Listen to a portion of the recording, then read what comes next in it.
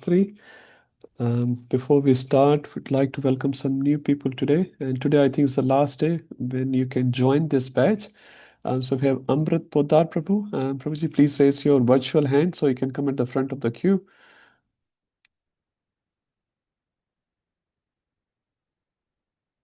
Hare Krishna, he's Hare Krishna, Prabhu. I don't know how to raise my virtual hand. Okay, no worries, Prabhuji. If you go to the React, you can raise it, but that's fine. And we have Sulekha Mataji, Hare Krishna.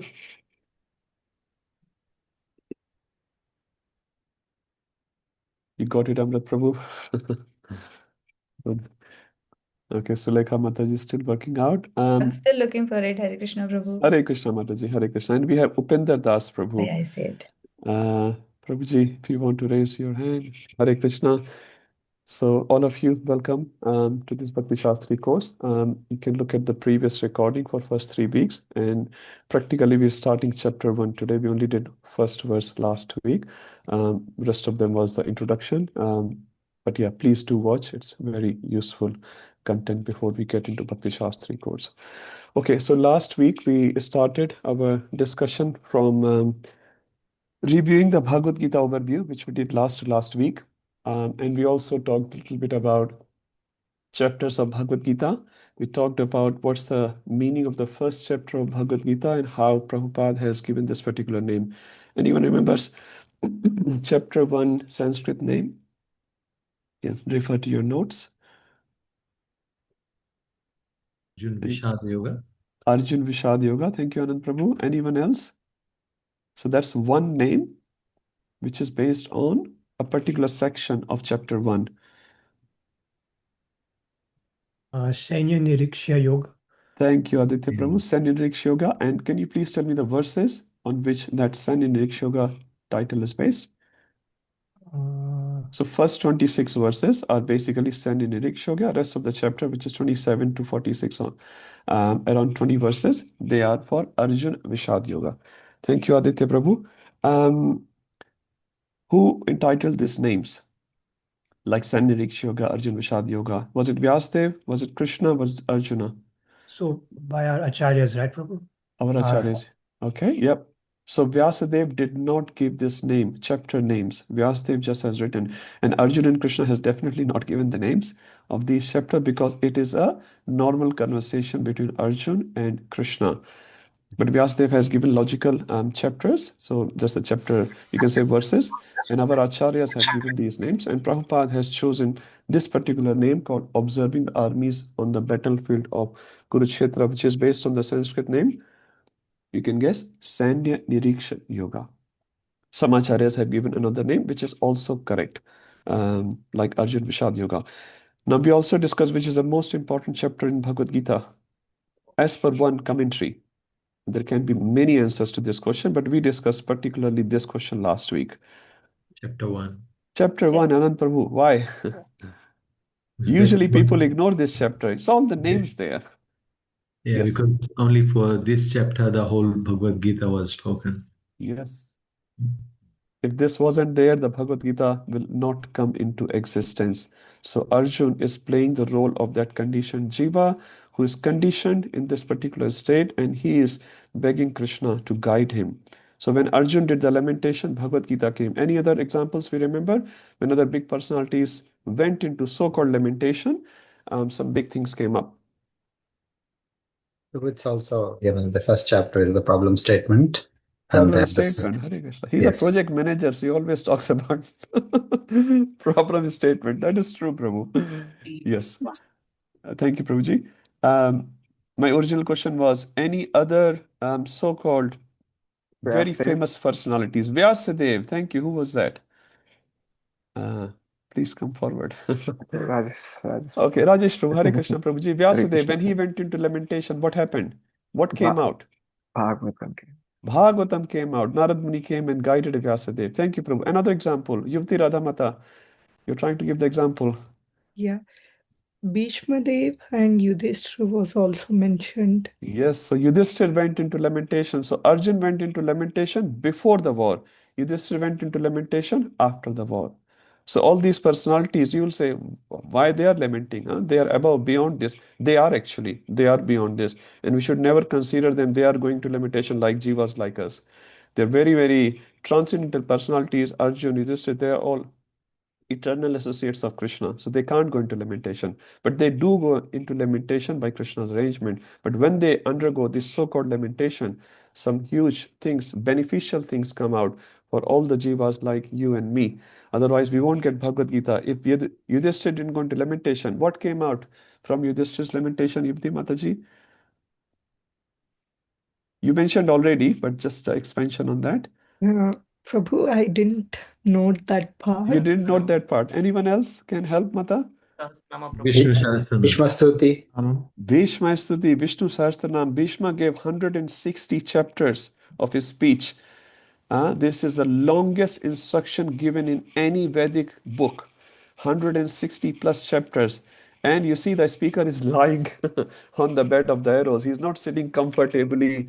He's getting served by, many, many servants. He's lying on the bed of arrows and he's speaking. He's such a great personality. He's a Mahajan, no doubt. He's a very, very dear servant of Krishna. And he gave so much Upadesh, and including Vishnu Sahasranam, and so much Raj Dharma, Stri Dharma, Manusha Dharma. All these dharmas, Upadesh was given by Bhishma Pitama to Yudhishthira Maharaj. If Yudhishthira was not lamenting, this will not happen.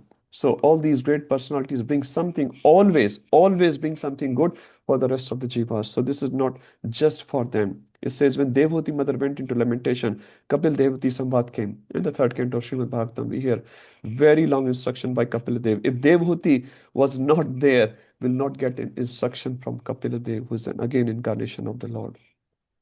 So these things should be taken very seriously. So Arjun Vishad Yoga represents the Vishad of a normal Jiva. And unless we go into Vishad, we go into lamentation, we will not. What's the next step of Vishad? What should be the next step, ideally? So Vishad can take you to many, many different directions. One of the directions Arjun took, what was that? He took shelter of the Lord. So when we undergo any lamentation, stress, some confusion of the mind, what should we do? We should go to our teachers and take guidance from them. Some people, what do? Mode of ignorance, they go to the bar. As Australia is the land of three B's. What are the three B's? You're all on Australia. Shobit Prabhu. Beach. Beach, beer, and barbecue. People take shelter of those three. But an intelligent person takes shelter of Shastra or Shastri, Bhagavatam. Can be person Bhagavad or a book Bhagavad. So intelligent person always, Sadhaguni person always takes shelter of this line which is being given to us. Otherwise, you can go in passion, you can buy some car or house or dress and you feel satisfied for next 3 days. Or you can start taking alcohol and drugs and go into that direction. Or start bombing and fighting with others, come into violence. So there are different modes which people take when they are stressed. But Arjun is guiding us. Arjun is guiding us and he's saying to Krishna, Krishna, I'm fully confused. He's not being very proud. I'm so big, I'm so great. I will resolve my own issues. Even Lord Brahma, when he was approached by Prithvi Devi in Bhagavatam 10.1, we read, Brahma said, I can't solve your problem. Let us all go to Supreme Personality of Godhead and He will solve our problem. Sometimes we show to others we are very big. We are able to do everything, even if we are not able to. And we are too embarrassed to say, I can't do it, because we are so big. Lord Brahma is not embarrassed. Arjun is not embarrassed. So we should not be embarrassed. It says we should not hide anything from Guru and Doctor. Why? If you hide from Guru, your internal cleansing will not happen. If you hide from Doctor, your disease will not go away. So Guru is also our spiritual doctor. So when we reveal our mind to our Guru, he helps us because he is our, as Prabhupada wrote, ever well-wisher. So Arjun is taking shelter of Krishna. To Arjun, Vishad Yoga from this perspective is extremely important. So sometimes life throws us what you call cactus. These cactuses are very good actually. Very painful, but very good. So if you are in Satogun, you are in mode of goodness, these cactuses helps you to go on a higher journey. You realize life is not just meant for triple Bs. Life is for much better things. So Prabhupada was in America with his disciples, and while they were walking from place A to place B, on the way they saw some American people, young American people, they are playing in a mud with boars. In Hindi, we call it suar, hog. They're playing with hog. They were throwing dirt on the hog. They were throwing dirt on each other. So some of the Prabhupada disciples said to Prabhupada, Prabhupada, next birth they will become hog. Prabhupada said, what in next birth? They're already hog in this birth. You're playing with hogs. You're throwing dirt on each other and on hogs. You're already a hog. Huh? So Manushya Jivan, human life is meant for something very, very higher. Dharme nahi na pashubir samana. We don't follow dharma, higher dharma. Pashubir samana, you're an animal. So Arjun Vishad Yoga, this is very, very important. Arjun is putting a very high standard on all of us. So confusion in life is just normal. Defeat in life is just normal. But what do you do in that? That's very important. So Arjun is telling us what to do. So Prabhupada entitled this chapter as Observing the Armies on the Battlefield of Kurukshetra. Now let's go inside this chapter. How many verses are there? Who can tell? Not a Bhakti Shastri exam question, but good to know. 46. 46, thank you, Mataji. 46 verses. Which is the longest chapter in Bhagavad Gita? Someone else, quickly. Chapter 2. Chapter 2. Sure? Someone wrote 18. Are you sure? 18. So who will win, 18 or 2? 18. Why? How many? 78. Thank you. 2. 2 is on number 2, actually. 2 is on number 2. 72 verses. Huh? So 46 is quite a long chapter. 46 here. Now, in this one, the first verse we started doing last week. Now, before we get inside the first verse, this is for everyone, and I've already published it into the drive. If you don't have access to drive, please speak to Yash Prabhu. He's here somewhere, or Sundar Gopal Prabhu. They are the group admin. So these verses are the important verses for all the Bhakti Shastri students. We'll be reading all these verses every week. So what my plan is to read, just to save time, 3 chapters at a time. So we'll read 3 chapters, maybe 2 weeks, and then read 4, 5, 6 in the next class. So by doing this repeated exercise, only takes 5 to 6 minutes. You'll learn all these verses. If you already know, that's nice. You can unmute yourself, that's fine, so that you are speaking with me. And what we'll do later on, and Yash Prabhu will do that, we'll make roster for all of you to also recite these verses. You don't have to cram it right now. We just please read it. It's only 1 page. You can take a printout, keep in your pocket or wherever practical for you, and keep reading these verses. It will only take 5 to 6 minutes of your time daily, but you will learn. There are 44 verses for module 1 only. So my expectation to all of you is to please memorize these verses. So we'll start. So I'll read today, at least today and the next week, and then next following week we can have other devotees as well, and each devotee will get opportunity to read these verses. Again, repeating, you don't have to cram it today. Just read. My expectation is just read these verses, and better than reading is singing these verses, because Bhagavad Gita is a Gita, it's a Geet, it's a song. So song should be sung. If you read it like a prose, it doesn't taste anything. So please recite these verses in the nice tune, which is again given to us already. We are not defining anything, and that way you'll really relish these verses in your private time. Very, very beautiful verses. Okay, chapter 1. Again, you are most welcome to unmute yourself. This is not supposed to be a professional recitation or anything. We're all learners. I'm also learning. But yeah, we are learning together these beautiful things. Dhritarashtra Vacha Kshetre Kurukshetre Dharmakshetre Kurukshetre Samaveta Yuyutsavaha Samveta Yuyutsvaha Mamakaha Pandavaschaiva Mamaka Pandavaschaiva Akurvata Sanjaya. Akurvata Sanjaya. 115. I will try to get this habit as well, just to speak the verse number and then speak the verse so that we know the verse numbers. Prabhupada said we should know our books like a lawyer knows the law book. So yeah, we'll say the number of the verse and then we'll say the verse. So 115. Panchajannam Hirshikesho Panchajanyam Rishikesho Devadattam Dhananjayaha Devadananjaya Ram Dadbhav Mahashankham Andradam Mahashankam Bhima Karma Vrakodaraha. Mavrakodara 7. Karparnidosho apahat swabhavaha Karparnidosho Bhata Swabhavaha पृच्छामि त्वां धर्मसम्मूढचेताः प्रच्छामि त्वां धर्मसम्मूढचेताः श्रेयास्यान्निश्चितं ब्रूहि तन्मे यश्रेयस्यान्निश्चितं ब्रूहि तन्मे शिष्यस्तेऽहं शाधिमां त्वां प्रपन्नम् शिष्यस्तेऽहं साधिमां त्वां 11 श्रीभगवानुवाच श्रीभगवानुवाच लोच्यान् अन्वशोचस्त्वम् आलोच्यम् अवशोचस्त्वम् ज्ञावादांश भाससे प्रज्ञावादांश्च भाषसे अतासून् अगतासूंश्च गतासून्नगतासून् च नानुशोचन्ति पंडिताः नानुशोचन्ति पंडिताः 12 न त्वेवाहं जातु नासम् न त्वेवाहं त्वेवाहं जातु न जातुनासं सम् न त्वं नेमे जनाधिपाः न त्वं नेमे जनाधिपः चैव न भविष्यामः न चैव न भविष्यामः सर्वे वयम् अतः परम् सर्वे वयमतः परम् 13 दैनोऽस्मिन् यथा देहे देहिनोऽस्मिन् यथा यथा देहे कौमारं यौवनं जरा कौमारमयौवनजरा आदेहान्तरा प्राप्तिर् तथा देहान्तरप्राप्तिः धीरस्तत्र न मुह्यति धीरस्तत्र न मुह्यते अत्र स्पर्शास्तु कौन्तेय अत्र कौन्तेय शीतोष्णसुखदुःखदाः शीतोष्णसुखदुःखदाः आगमा अपायिनो अनित्यस् आगमापायिनो अनित्यः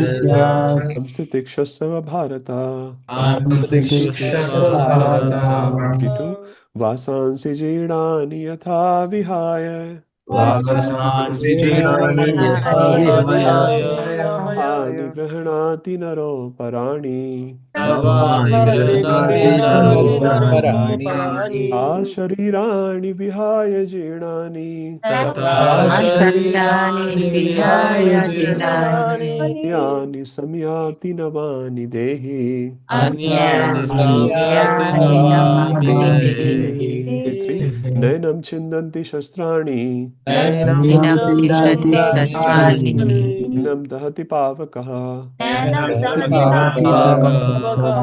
क्लेदयन्त्यापो न चैनं प्रेतयापो न शोषयति मारुतः न शोष्यति मारुतः 37 जातस्य हि ध्रुवो मृत्युर् जातस्य हि ध्रुवं जन्म मृतस्य च ध्रुवं जन्मामृतस्य च माद् अपरिहार्यर्थे तस्मादपरिहार्यते न त्वं शोचितुम् अर्हसि न त्वं शोचितुमर्हसि 40 नेहाभिक्रमनाशोऽस्ति नेहाभिक्रमनाशोऽस्ते प्रत्यवायो न विद्यते प्रत्यवायो न विद्यते त्वम् अप्यस्य धर्मस्य स्वल्पस्य धर्मस्य आयते महतो भयात् प्राप्यते महतो 41 व्यवसायात्मिका बुद्धिर् व्यवसायात्मिका बुद्धिः एकेः कुरु नन्दन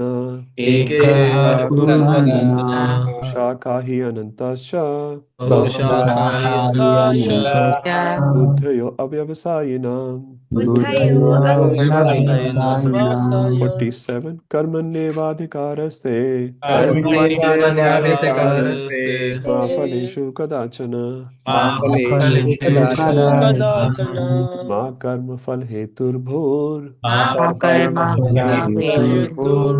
ते सङ्गोऽस्थ कर्मणि माते कर्मणि 59 विषया विनिवर्तन्ते विषया विनिवर्तन्ते निराहारस्य देहिनः निराहारस्य सुवर्जं रसोऽपि अस्य रसवर्जस्य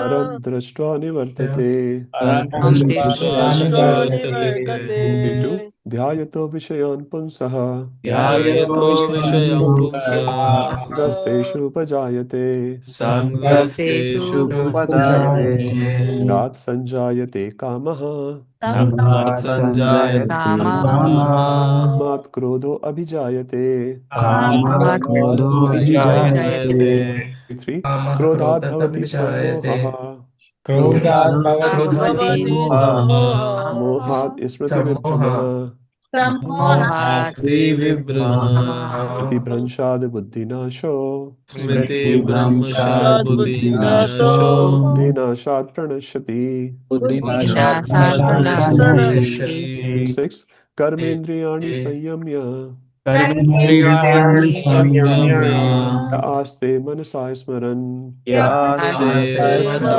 स्मरन् इन्द्रियार्थान् विमूढात्मा इन्द्रियार्थान् विमूढात्मा मिथ्याचारः स उच्यते मिथ्याचारः स उच्यते।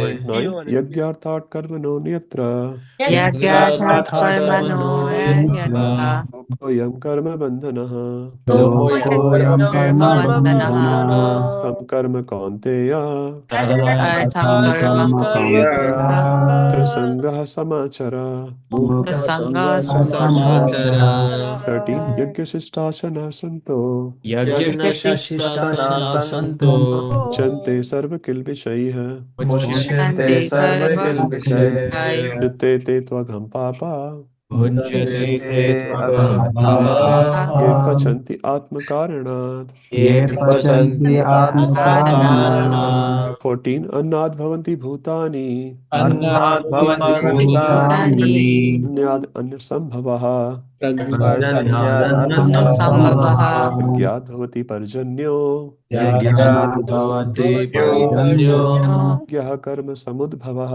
यज्ञकर्म समुद्भवः 21 यद् यद् आचरति श्रेष्ठस् यद्यदाचरति श्रेष्ठः तद् एवेतरो जनः तदेवेतरो जनो जनः यत् प्रमाणं कुरुते यत्प्रमाणं कुरुते कस्तद् अनुवर्तते लोकास्तदनुवर्तते 37 प्रकृतेः क्रियमाणानि प्रकृते क्रियमाणानि गुणैः कर्माणि सर्वशः कर्माणि सर्वशः कार्विमूढात्मा अहङ्कारविमूढात्मा ता अहम् इति मन्यते अहम् इति मन्यते 5 श्रेयान् स्वधर्मो विगुणः धर्मो विगुणः परधर्मात् स्व अनुष्ठितात् धर्मात् अनुष्ठितः स्वधर्मे निधनं श्रेयः स्वधर्मे निधनं श्रेयः धर्मो भयावः परधर्मो भयावहः 6 अर्जुन उवाच अर्जुन उवाच अथ केन प्रयुक्तोऽयम् अथ केन प्रयुक्तोऽयं पं चरति पुरुषः पापं चरति पुरुषः अपि वार्ष्णेय अनिच्छमपि वार्ष्णेय लाद् इव नियोजितः बलादिव नियोजितः 7 श्रीभगवान् उवाच श्रीभगवानुवाच काम एष क्रोध एष काम एष क्रोधेश रजो गुणसमुद्भवः रजोगुणसमुद्भवः महाशनो महापाप्मा महाशनो महापापः हि एनम् इह वैरिणम् इह वैरिणम् Krishna, thank you so much for everyone. So we'll just read 3 chapters today and maybe three chapters again next week, and then we'll do 4 to 6. 2 weeks we can do something like that.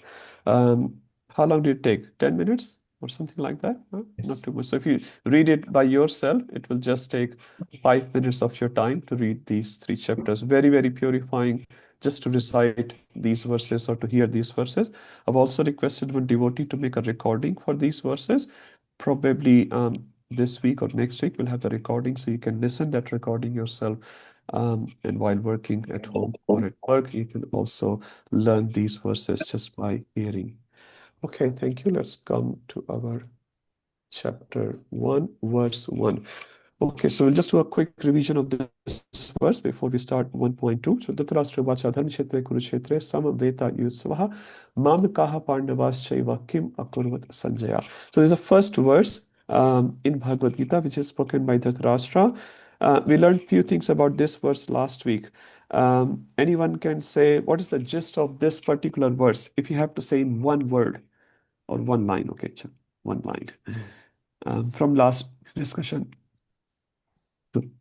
Anyone, any ideas? Anything? it's like, Dhritarashtra is saying, uh, asking Sanjay that what is happening on the battlefield. Yeah. And he's saying, like, that everybody has accumulated on the battlefield with their own wish. Mm. So what has like, what is like, his sons and Pandavas, like, what have they done on the battlefield? Okay, thank you. Just on that point, Shabit Prabhu has made a good point. When did this conversation started between Dhritarashtra and Sanjaya? Someone else can say. 10th day of the war. 10th day of the war. Thank you. Why did it start on 10th day of the war, not on the first day or second day or third day? Following the fall of Bhishma Dev. Following the fall of Bhishma Dev, Dhritarashtra was scared. He thought, no, because before that he was confident that his sons are going to win the war. But when Bhishma Dev, like Bhishma Dev is someone who's not going to die just like that. He's a Mahajan, he's one of the greatest warriors. Bhishma Dev has even satisfied Lord Parashuram, who's incarnation of Lord. So who can defeat Bhishma Dev? He has a Ichha Mrityu Vardhan. Unless he will desire, he will not die. So Dhritarashtra and all the Duryodhana army were very super confident that no one can defeat us. But when Bhishma Dev fell down on 10th day, Dhritarashtra immediately called Sanjay and said, "Can you please start?" Which word in this verse denotes that Bhagavad Gita conversation had already was spoken earlier? Which word? One word. Aish Prabhu. Kim akurvata Sanjaya. Akurvat. Akurvat is in the past tense. If you know Sanskrit, little bit akurvat. Akurvat. That's in the past tense. So whatever had happened. Thank you, Aish Prabhu. First word of this verse, Dharma Kshetre. What does this refer to? We discussed a lot about this word last week. It is Okay. facilitator of dharma. Dharma. Thank you, Aish Prabhu. Aditya Prabhu. What does dharma relates to in this particular context? We discussed many things about dharma last week. So dharma refers to like Bhagavad dharma. Bhagavad dharma, Like- that's one like- dharma. Uh, So I'll just expand on that. So in Bhagavad Gita, word dharma is used multiple times. This is one place. Another place, a very famous one, quickly. B.R. Chopra. Yada yada dharmasya. Glanirvati Bharata. Number 4.78. So that couplet of verses is extremely popular. 247 Karmanevadikaras. Extremely popular. So this word dharma is used in Bhagavad Gita. And every time dharma is used, Ceylon Prabhu, what is the difference? The word dharma gains a deeper meaning. So what Aditya Prabhu said is correct, but that's a Bhagavad dharma, ultimate dharma. We all have two types of dharma. What's the first dharma we all have? Swadharma, Swadharma. Swadharma, which belongs to this body. our duties, yeah. Our duties, while the soul is riding this body, everyone has some duties and we should do that duty. And the ultimate dharma, as Aditya Prabhu says, is Bhagavad dharma. So every time Krishna is using this word, and we'll go through these verses when they come, dharma gains a deeper meaning, because in 4.7, when he's saying, Yada ida hi dharma se glani bharata, I come to establish dharma. If dharma had the same meaning, he will not say in 1866, Sar dharmanu parityaja. As soon as come to ISKCON, this is the first verse everyone learns. 1866. Sarva dharmanu parityaja. So Krishna cannot speak contradictory statements. That clearly shows the word dharma gains a deeper meaning every time he is using, which is fine. Now, this dharma kshetre also refers to another thing. Who can say that? Bhagavad Gita is book of dharma. It's not a sectarian book. It's not a Hindu book. It's not a religious book in that sense. It is a book of dharma, because this book tells us not only about Bhagavad dharma, also tells about Swadharma, how to live life in this world and how to leave this world. So many times, many books talk about how to live life in this world. Like Mahabharata, generally speaking, is how to live life in this world. But Bhagavatam talks about how to leave the body and prepare yourself for another world. Bhishmadev prayers, for example, while he's leaving the body. So this is the book of Dharma. Another meaning, who can say? Sanjay Vyas Prabhu. We are hoping to hear from you. Okay, someone else? This word has a very special meaning in this book. So the question, Dhritarashtra is asking a question, right? Everyone knows Dhritarashtra is asking a question to Sanjaya. Sanjaya responds to that question and he defines dharma in that particular verse. Which is that verse in Bhagavad Gita? Which is the answer of 1.1? Anand Prabhu. 1878. 1878. Thank you, Prabhuji. What's the verse? Anyone? You can read it. Yatra Yatra Yogesh. Yogeshwaro Krishna. Krishna. If you Yatra know this, just Parthas chant together. Dhanurdaya Dhanurdhara. Tatra Shri Shrir Vidur Vijyo Vijayar Bhutir Bhutir Bhutir. Dhruva Dhruva Nitir Tir Matir Matir Mama. Mama. Hari Mama. Bol. You're all so educated, huh? You don't need to do Bhakti Shastri here.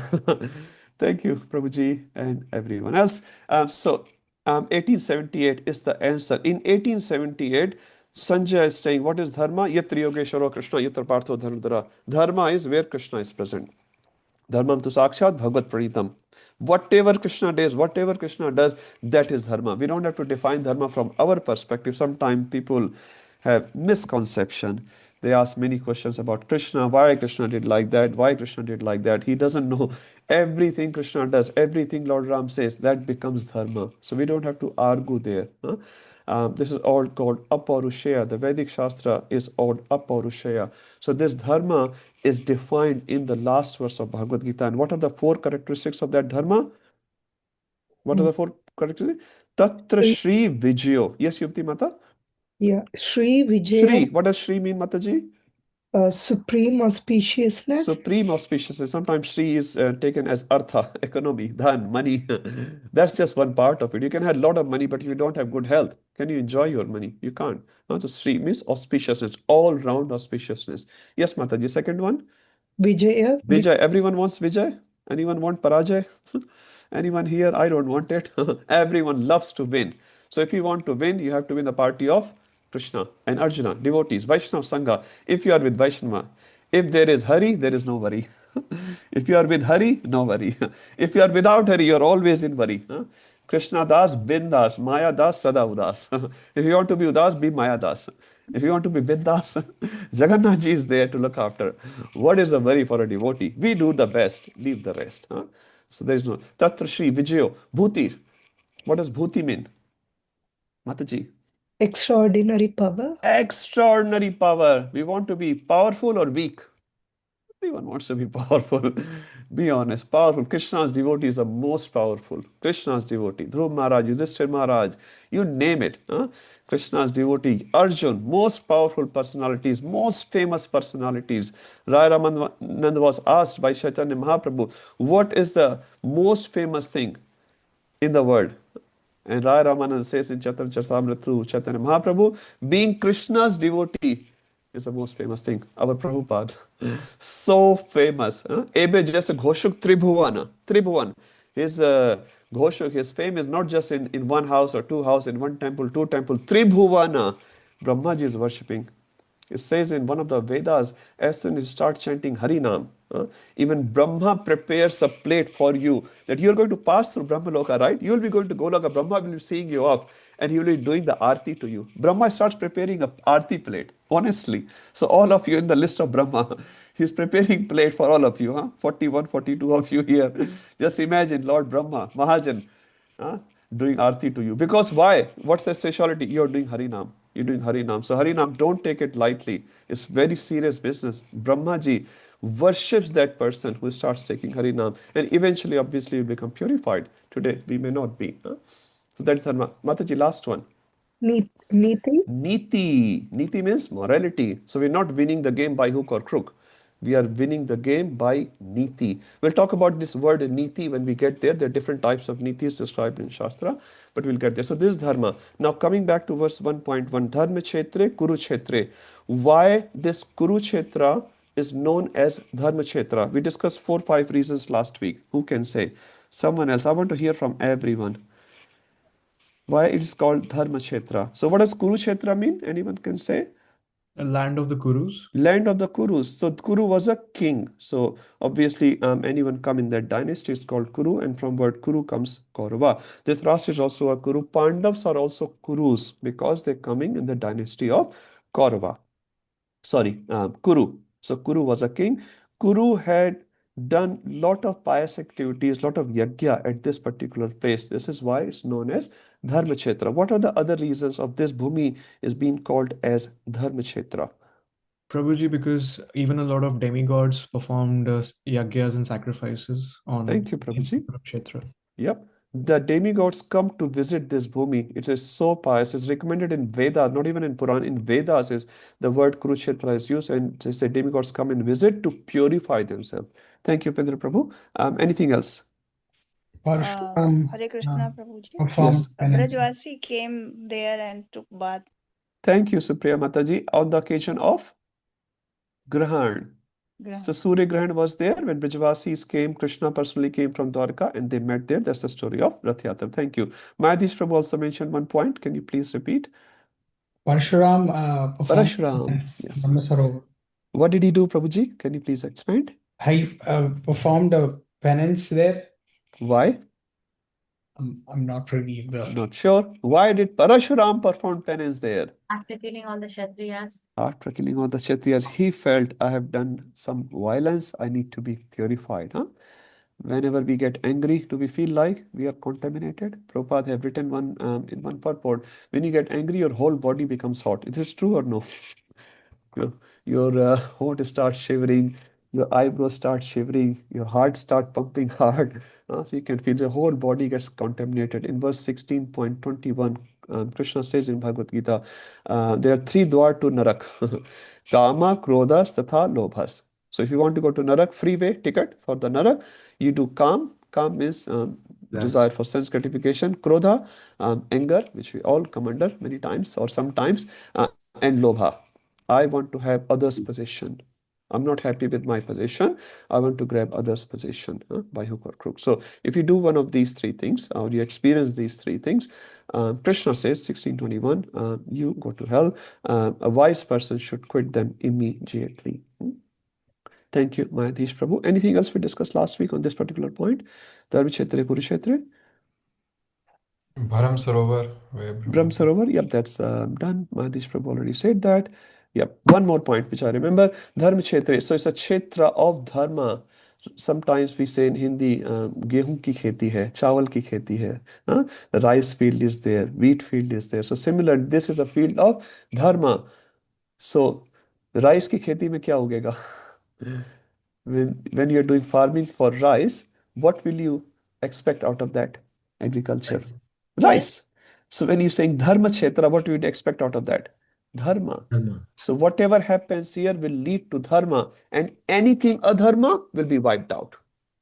Anything adharma will be wiped out. So Dhritarashtra is being apprehensive by using this word Dharma Kshetra Kurukshetra, because this Kshetra is of Dharma. So he knows in his heart, my sons are adharmic. My sons are not so religious. And Pandu's sons are very dharmic. So he's been very apprehensive about the outcome of the battle. And that's why he's asking Dharma Kshetra Kurukshetra. Okay. That's 1A, first part of the Samveta Yusva. Yusva means Yuddha karne ke liye. Samveta, assembled, they came, they assembled together. For what purpose? One purpose. Yudsavaha, Yuddha, battle, fight. Then the second line says, Mamakaha. What does Mamakaha represent? This word? Mind. Mind. Okay. Mo. That's the translation. I want more explanation. Dhritarashtra was considering his Sorry, Shraddha Mata, can you please repeat? Dhritarashtra was considering his sons as Kurus, and he was discriminating between Pandavas and Kurus. Was it good? Bad, of course. Bad. Why bad, Mataji? He's saying the truth. No, they both belong to Kuru dynasty, and he is just trying to show that he was only concerned about his own sons, not his brother's sons, and it is considered your brother's sons are also your sons, so you should consider them. Thank you, Mataji. So that represents the attachment of Dhritarashtra towards his particular son, his biological sons. He's saying, Mamka, they are mine, and there are others. This is my sons and other sons. So Mamkaha, Pandavas Shaiva. So there are two parties there, Mamka and Pandavas Shaiva. Kim Akurvat Sanjaya. So as Ayush Prabhu earlier said, this is in past tense. He's asking, please start from the very beginning. What did they do? Now, in the second line of the verse, when it says Samveta Yusva, why did they gather there? For Yuddha, Yudsava. In the fourth line is saying Kim Akurva Sanjaya. And we gave an example of if you sit all in the, Gopinath temple hall for eating prasadam, everyone serves you prasadam, and you say, Mahaprasade Govinde, Mahaprasad ki jai. And then someone asks you after half an hour, so what did you do after Mahaprasade Govinde? Eat, or kya? You ate prasadam. But here he's asking a question which is very weird actually. They assembled in the battlefield for the purpose of war, but what did they do? Arre? What is this question? So why he's asking this question? Why 1.4 exists? 1.d exists? Anyone can say? Okay, someone is saying fear. He's fearful. Yes, that's He correct. asked the question because he had a doubt that something else has happened, something else from normal thing. Thank you, Prabhuji. So he is expecting normally the war should happen. But because it's a dharma kshetra, maybe, just maybe, Yudhishthira may have thought, maybe I don't need to fight. And Arjun did think about that actually.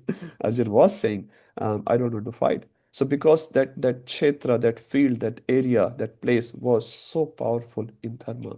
But Sanjay responds him in 18.78. They said, don't worry, Yuddha will happen and victory will happen of Pandavas. He clearly gave the prophecy, and he basically recommended to Dhritarashtra that even if you want right now, you can go and save your other sons. So this 1878. So Tatta Shri Vijayo Bhutir Dhruva Nitir Matir Mama. So please save your sons. Even on the 10th day, you can save the rest of the damage. But Dhritarashtra was just too blind.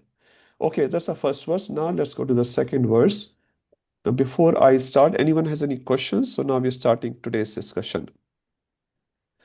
Mahadish Prabhu, your questions related to this particular verse or some other questions? Yes, Prabhu. It's a little bit few related to the preface and introduction as well. So Okay, Prabhu. in Mangalacharan, we have all the verses, and there's Namastute, or there is somewhere where they're saying, I offer my obeisances unto you. But in the verse where we say Sri Krishna Chaitanya Prabhu Nityananda, there is no where we are saying Namaste or Namastute, but in the translation it's mentioned, I offer my obeisances unto, and then we say, so Okay. how is that understood in that verse, whereas in the other verse specifically mentioned? Okay. Thank you, Prabhuji. Nice question. So Prabhu is asking sometimes in the verse, and Prabhuji is giving one example, the namaste word is not used, but in the translation, you see, I offer my obeisances. So why is that? Is that right, Prabhu? Yes. Yeah. So, Prabhu, this is where we need help of our acharya. So many times we may know some Sanskrit words, but what is their meaning in that particular context, we may not know. And that's why our acharyas, in this case, our Srila Prabhupada, is passing the bhav, the heart of Krishna or other authors in his translation. Many times you will see the same thing, Prabhu, and I will give you examples when we come there. You will see in the Sanskrit, that word is not there, but in the the word Krishna will not be present in the Sanskrit, for example, but in the translation, you will see what Krishna is there. So Prabhupada ji very expertly and very nicely is giving the spirit of the verse. And that's why Prabhupada said, even if you read one verse, your life can be successful. Just one verse. Because in every verse, in every purport, Prabhupada is emphasizing the point, Jivera Sarupa Krishna Nityadas. So ultimately, we have to surrender to Krishna and serve Krishna, practice Bhakti Yoga. So you will see this theme happening not only here in Jai Shri Krishna Chaitanya, you will see throughout Bhagavatam, Bhagavad Gita, Chaitanya Charitamrita. And this is very good because Prabhupada or other acharyas are approaching or bringing out those meanings which we cannot comprehend for our mind. So that's why we need Bhagavad Gita as it is. That makes sense, Prabhu? Yes. Yeah. I And have you'll see two more. other places as well, similar thing. Yes, Prabhu. Sure. The next one is Ishvara, Jiva, Prakriti, Kala, and Karma. We say that karma is not eternal. Yes. But we understand that once we go to the spiritual world, we still perform devotional service. Yes. So that is not considered karma because that is devotional service. Yes, Prabhuji. So in fourth chapter, we'll read. I'll just give you a quick summary here. So there are three types of activities described by Krishna himself. So one is called karma, one is called akarma, one is called vikarma. So karma, anything which is prescribed in the Shastras, vikarma, which is prohibited in Shastra, and akarma, which does not produce any good or bad results. So karma produces generally, now karma itself has four definitions. I'm not going there today. So karma generally is prescribed duties, which prescribe like you should speak truthful, you should not harm anyone, no violence, and blah, blah, blah, like that, right? They perform good reactions. Vikarma, you should not drink, you should not lie, you should not harm, blah, blah, blah. If you perform them, they produce bad reaction. But there's third category, akarma. Akarma means it's not like no actions, you still perform action, they do not produce any reaction, and that is called devotional acts. So if you are doing mopping in Radha Gopinath's temple, for example, that is akarma. Right now, we are speaking about Krishna, this is akarma. If I'm having a business seminar to make all of you my client and earn money from all of you, that's called karma or vikarma. Don't know, depending on the context, on mindset, how much cheating mentality I have. So that is called karma or vikarma. But whenever you glorify Krishna, you're doing kirtan for Krishna, you're chopping vegetables for Krishna, they are all called akarma, no reactions. So when we go to the spiritual world, whatever activities you do, that will be part of Krishna seva. That does not produce any reaction, so that is akarma. Not only you perform akarma in the spiritual world, right now in the material world, we are also trying to make our life in such a way, every single action you do, that should be akarma. You eat, you sleep, you earn money, everything is valid because you're doing for Krishna. You're not earning money for some bad purpose. You're earning money so that you can help you and your family and spread Krishna consciousness. So even your sleeping becomes akarma. Why? Because unless you sleep, Keshav Maharaj says very nicely, he says, if you don't sleep, if you sleep too much, you become lazy. If you sleep less, you become crazy. So we don't want to become lazy or crazy. We want to be balanced. 617, yuktahar viharasya, yukta chasasya karmasu. So balance, Krishna recommends balance in our life. So Prabhu, your sleep also becomes akarma. So in devotee's life, in a perfect state, every activity will become a karma. So this is how our target is. We are not there. Right now we are doing some karma, some akarma, some vikarma, hopefully not too much of vikarma, but that's the target, to convert all activities in such a way that pleases Krishna. One more example comes to my mind. Sankarshan Maharaj said, a factory worker can be greater than a sannyasi. The sannyasi is not just a dress. A factory worker working in complete Krishna consciousness can be actually greater than a sannyasi. So it's not your external, it's not what you do, it's how you do. Is that okay? Yes, bro. Last one, sorry, bro.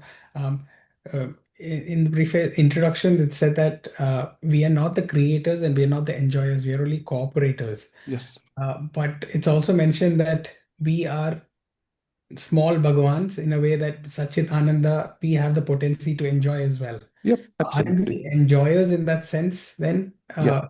We are So, not the cooperators, we are also absolutely. enjoyers. Thank you, Prabhuji. Very nice question. So how we are enjoyers when we are not the enjoyers? So every living entity, as you correctly said, Satchidanand. So we are also Satchidanand. Krishna is also Satchidanand. So we also have to be enjoy. Our enjoying mentality actually is coming from Krishna. Krishna wants to enjoy as well. We want to enjoy. There's no problem with that. The only problem Shastra is saying, where you are enjoying, how you are enjoying. Some people enjoy on the dukkha of others, right? Some people are there. When they kill others, when they trouble others, exploit others, cheat others, they become very happy. So we are saying, yes, you also enjoy, but how do we enjoy? When our stomach is happy, all our body organs are happy. So we are trying to do also enjoyment. Our hand is happy when you eat nice prasadam, your hand and head and leg, everything, or every organ of your body feels nourished, feels powerful, feels strong. But do you put dal in your eye, rasgulla in your kan, and sabji in your naak or something? You don't do that. You feed your stomach. So how does jiva enjoy? By giving pleasure to the Lord, you automatically gets pleasure. So our way of seeking pleasure, we also seeking pleasure, no doubt in that. But our way of seeking pleasure is as a machli, as a fish, is surviving only in the water. You take the fish out and put it in a best AC room in a BMW car. You do chamar to fish. Say Om Namo Bhagavate Fish Devaya Namaha. Fish will not be happy because fish life is water. So our life is to cooperate with Krishna. And when we do that, when Krishna becomes Tasmin Tushte Jagat Tushta. Bhagavatam says when you give water to the mool, to the root of the tree, the whole tree gets nourished. So our process of enjoyment is little different. And that is the best thing. But when we try to enjoy other ways, which is possible, you can get some titillation, some happiness, we are not denying it.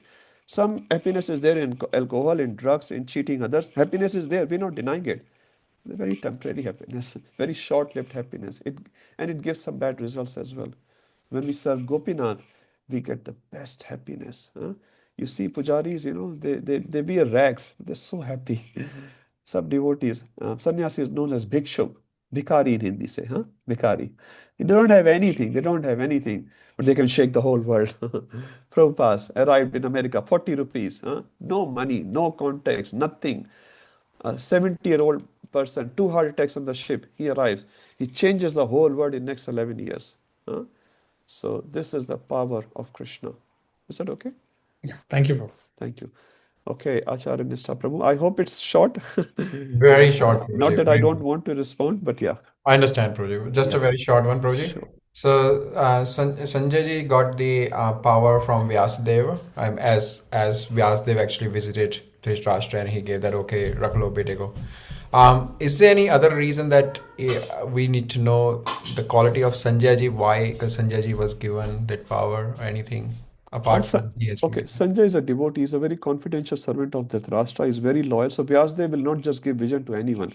So Sanjay is a devotee. And you will see Sanjay's verses in Srimad Bhagavad Gita. Sanjay is a devotee of Lord. So devotee of Lord, yeah, Vyasadeva was happy to give this power to him. Vyasadeva first offered to Dhritarashtra and he said, no, I haven't seen my son living. Why should I see my son dying? So in one corner of his heart, he knew about it. So yeah, is that okay? Thank you. Yeah. Okay. Upendra Prabhu, Hare Krishna. Hare Krishna Prabhuji. Just one thing that I remembered when we mentioned Dharma Kshetra.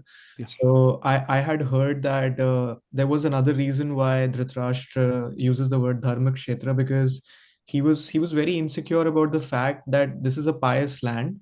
Yes. And what if my sons have a change of heart because of it being a Dharma Kshetra and they, give away everything Walk out. to the Pandavas? Yes, yes. So, I mean, yeah, so this just describes how bad of a person he was, that he did not even want any kind of settlement whatsoever. Yes, he wanted war and he wanted Pandavas to get killed. Thank you, Prabhuji. Very nice. Thank you, Upendra Prabhu is just to let you know, His Holiness Veer Krishna Maharaj disciple. He's very scholarly person. I heard his one class because Ghanshyam Prabhu was praising him. So you can see, arguments coming out. Very good, Prabhuji. It says, thank you. Please keep sharing. Everyone, I request everyone to share because everyone is hearing. There's so much to discuss here. So I only know a little bit. So I expect all of you to please help. And just again, for the benefit of everyone, we should share whatever we have heard. Anshu Mataji. Hare Krishna Prabhuji. Hare Krishna. I just had a question regarding our karma. So I said whatever we do, it's for Krishna and it doesn't means that we are getting any kind of karma. But as being a student, we need to engage in a work which we need to touch beef. So always I concern, like when I'm working, I feel very bad. Yes. So Okay, a very practical question from Anshu Mataji.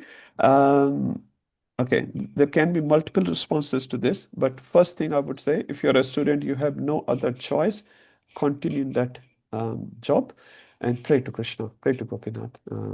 Please, Gopinath, at this stage, I have no other choice, so you please help me to get out and give me something where I feel satisfied while working. So that's the first thing you can do, Mataji. Please keep praying whenever you go to your workplace. You cannot quit, and that's fine. That's totally understandable. I'll give you one example just for your encouragement. Prabhupada stayed when he arrived in US with Mr. Agrawal family, and Prabhupada shares that he was putting his bhoga in the same fridge which had meat. Right? So not that I'm recommending all of you that. The point here is sometimes we have to compromise in our life. Prabhupada once was asking one of his disciples to go to Russia to preach. And this disciple was very determined not to go. And finally he said to Prabhupada, Prabhupada, there is no vegetarian food there. Prabhupada said, to hell with your vegetarianism.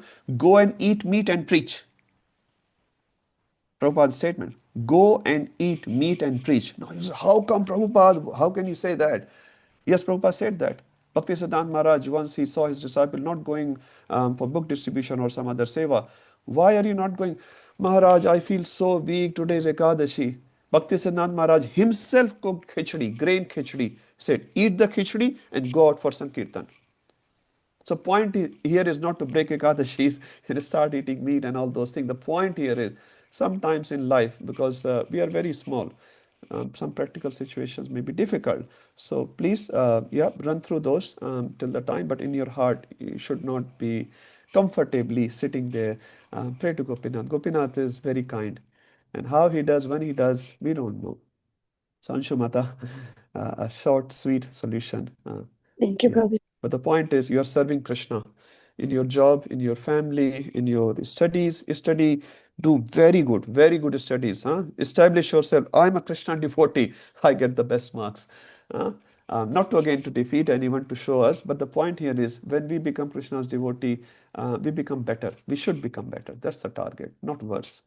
Not worse. So by getting good marks, we are encouraging other students as well. They should also come and join. I'll tell you one instance of Gauranga Prabhu. Gauranga Prabhu used to go for IIT preaching, and he used to preach to a small number of students. 5-6 students used to come in every week's class, and one student was there. He was constantly preaching. So Gauranga Prabhu said to him closer to the exam, "Bhai, you need to do some studies as well. Your exam are coming. You're just preaching." And he said, "Krishna hai na? Krishna is there." He said, "Don't put so much burden on Krishna's shoulders. You have to study. You have to do your job." Anyway, final day, exam happened, and he passed the exam. So after the exam, when the results came out and he passed the exam, Gauranga Prabhu went for the class. There was 40 students in the class. And Gauranga Prabhu said, "Did I come in the wrong class? Every week only 5-6 come. Today 40 came." He said, "How come?" He said, "If this guy can pass the exam, we have full confidence Krishna exists. And we are also here to become Krishna devotee." So by doing excel in our field, whatever it may be, we are actually preaching. So don't take anything separated from Krishna. Live an integrated life. We are devotees or aspiring devotees, and we are trying, and Gopinath understands. Is that okay, Mata? Thank you. Yes, Prabhu, thank you. Okay, let's move forward to our verse 2. Okay, so what we'll do, we'll read the verse and then we'll try the translation. We'll not be reading every single purport because of time limitation. But again, my humble request to all of you, before coming to the class, please read at least 10 verses, 10 to 12 verses. And again, please share if something you want to share in those verses. 1.2, Sanjaya Uvacha, and one of you can follow, that will be nice. Sanjaya Uvacha, Sanjay Uvacha, Drishtam tu Pandavanikam Drishtva tu Pandava Vyudham Duryodhanastada Duryodhana Vyudham Duryodhana Duryodhanastada Sada Acharyam Upasangamya Acharyam Upasangamya Raja Vachanam Abraved. Raja Vachanam Abraved. Thank you. So Sanjaya Vacha. Now the first verse was by Dhritarashtra. Now second verse is by Sanjaya. Let's see. Drashtva tu Pandava Nikam. So now Sanjaya started description of the battlefield. So now next 9 verses you will see the description of the battlefield by Sanjaya is relaying the message of Duryodhan. So from 1.3 onwards, you will see 8 verses by Duryodhan. So Duryodhan is explaining, and whatever Duryodhan is saying, Sanjaya is relaying that. So Drashtva tu Pandava Nikam. So Drashtva means to see, tu means after seeing that, Pandava Nikam, to look, by looking at the arrangement of Pandavas, Vyudham is again arrangement. Duryodhana Sada. So Duryodhan, which is acting as a king there, he is like a main person. He's not the king of Hastinapur. Dhritarashtra is the king, but he's acting as a king there. Duryodhana Sada. Acharyam refers to Mr. Dronacharya, his teacher. We'll talk about this. Upasangamya. So he went to Dronacharya, he went to Acharya. Raja Vachanam Abravit. Raja here refers to two personalities. One refers to Dhritarashtra, one refers to Duryodhan. So our acharyas have written commentary. So Raja can also refer to Dhritarashtra. Sanjaya is speaking with Dhritarashtra and saying, Raja, hey Rajan, hey Dhritarashtra, Vachanam Abravit. Duryodhanam Vachanam Abravit. So Duryodhan ne kaha, Duryodhan said. Abravit means to say, Duryodhan means Duryodhan, Vachanam means Vachan, statements. So this verse basically is saying Sanjaya is telling the situation on the war field. Duryodhan, after seeing the military phalanxes arrangement of Pandavas, he went to his Acharya, which is Dronacharya, and he's saying something. Now let's read the third verse and we'll come back to the second verse relation. Pashyetam Pandu Putranam. I'll just read it myself. If you want to read to yourself, please read. It's very beautiful, very auspicious to read these verses. So please read. Pashyetam Panduputranam Acharyam Mahatim Chamum Vyudham Drupada Putrena Tava Shishyena Dhimita.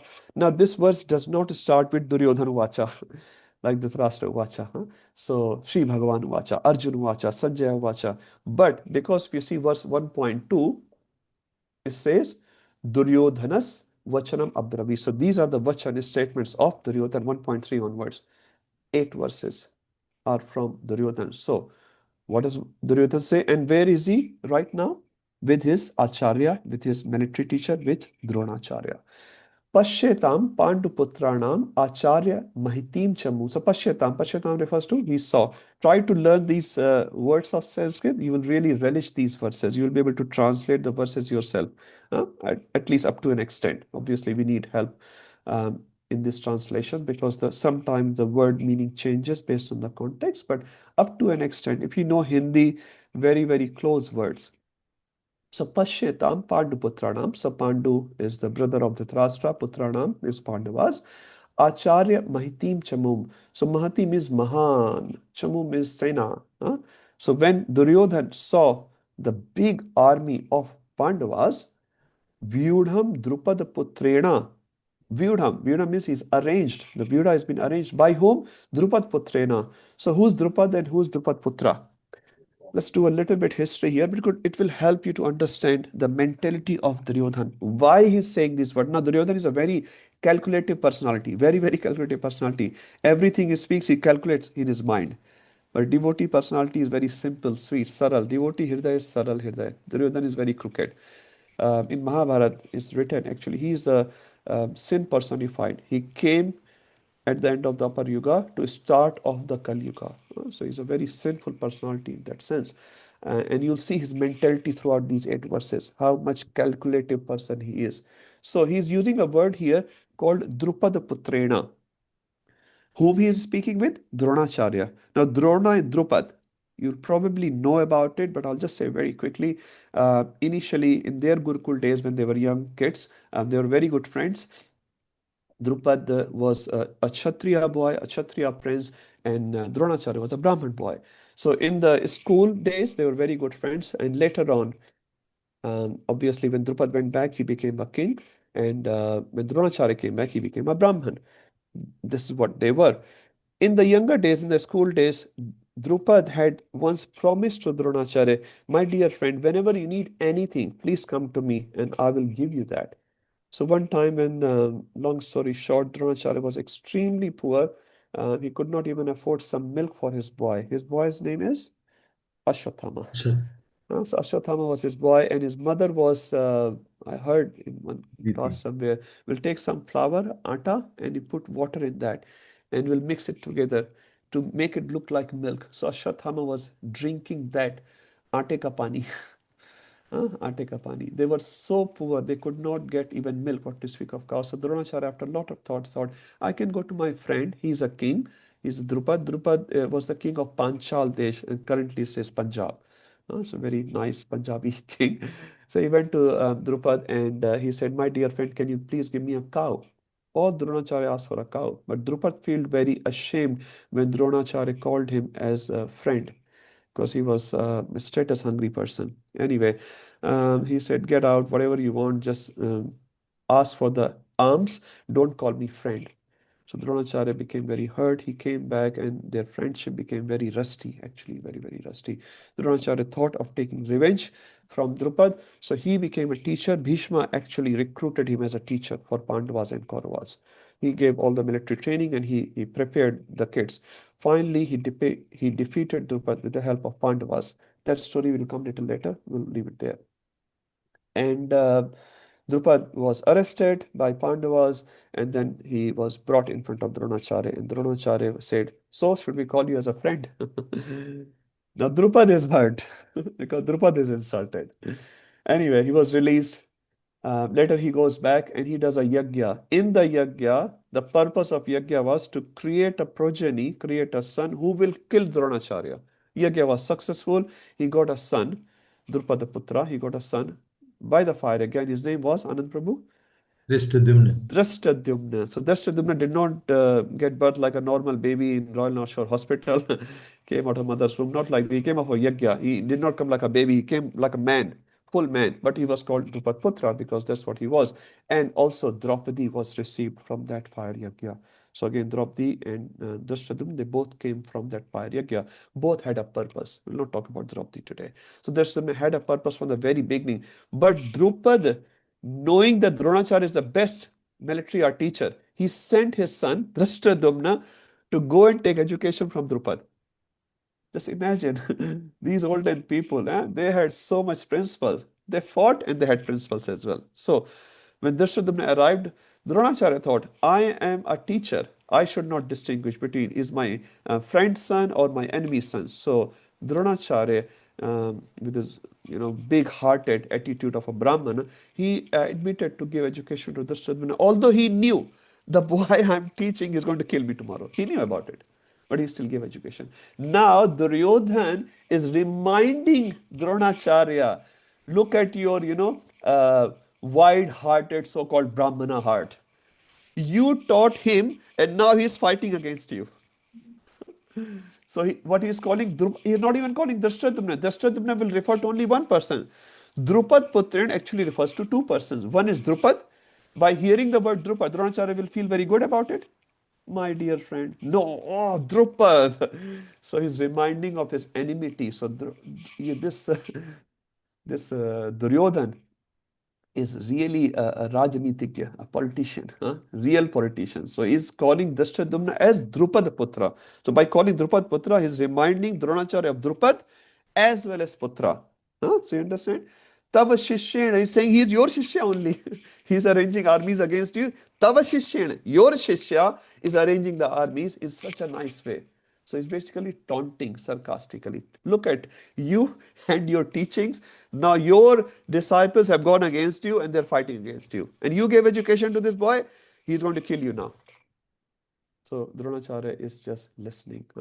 So this is...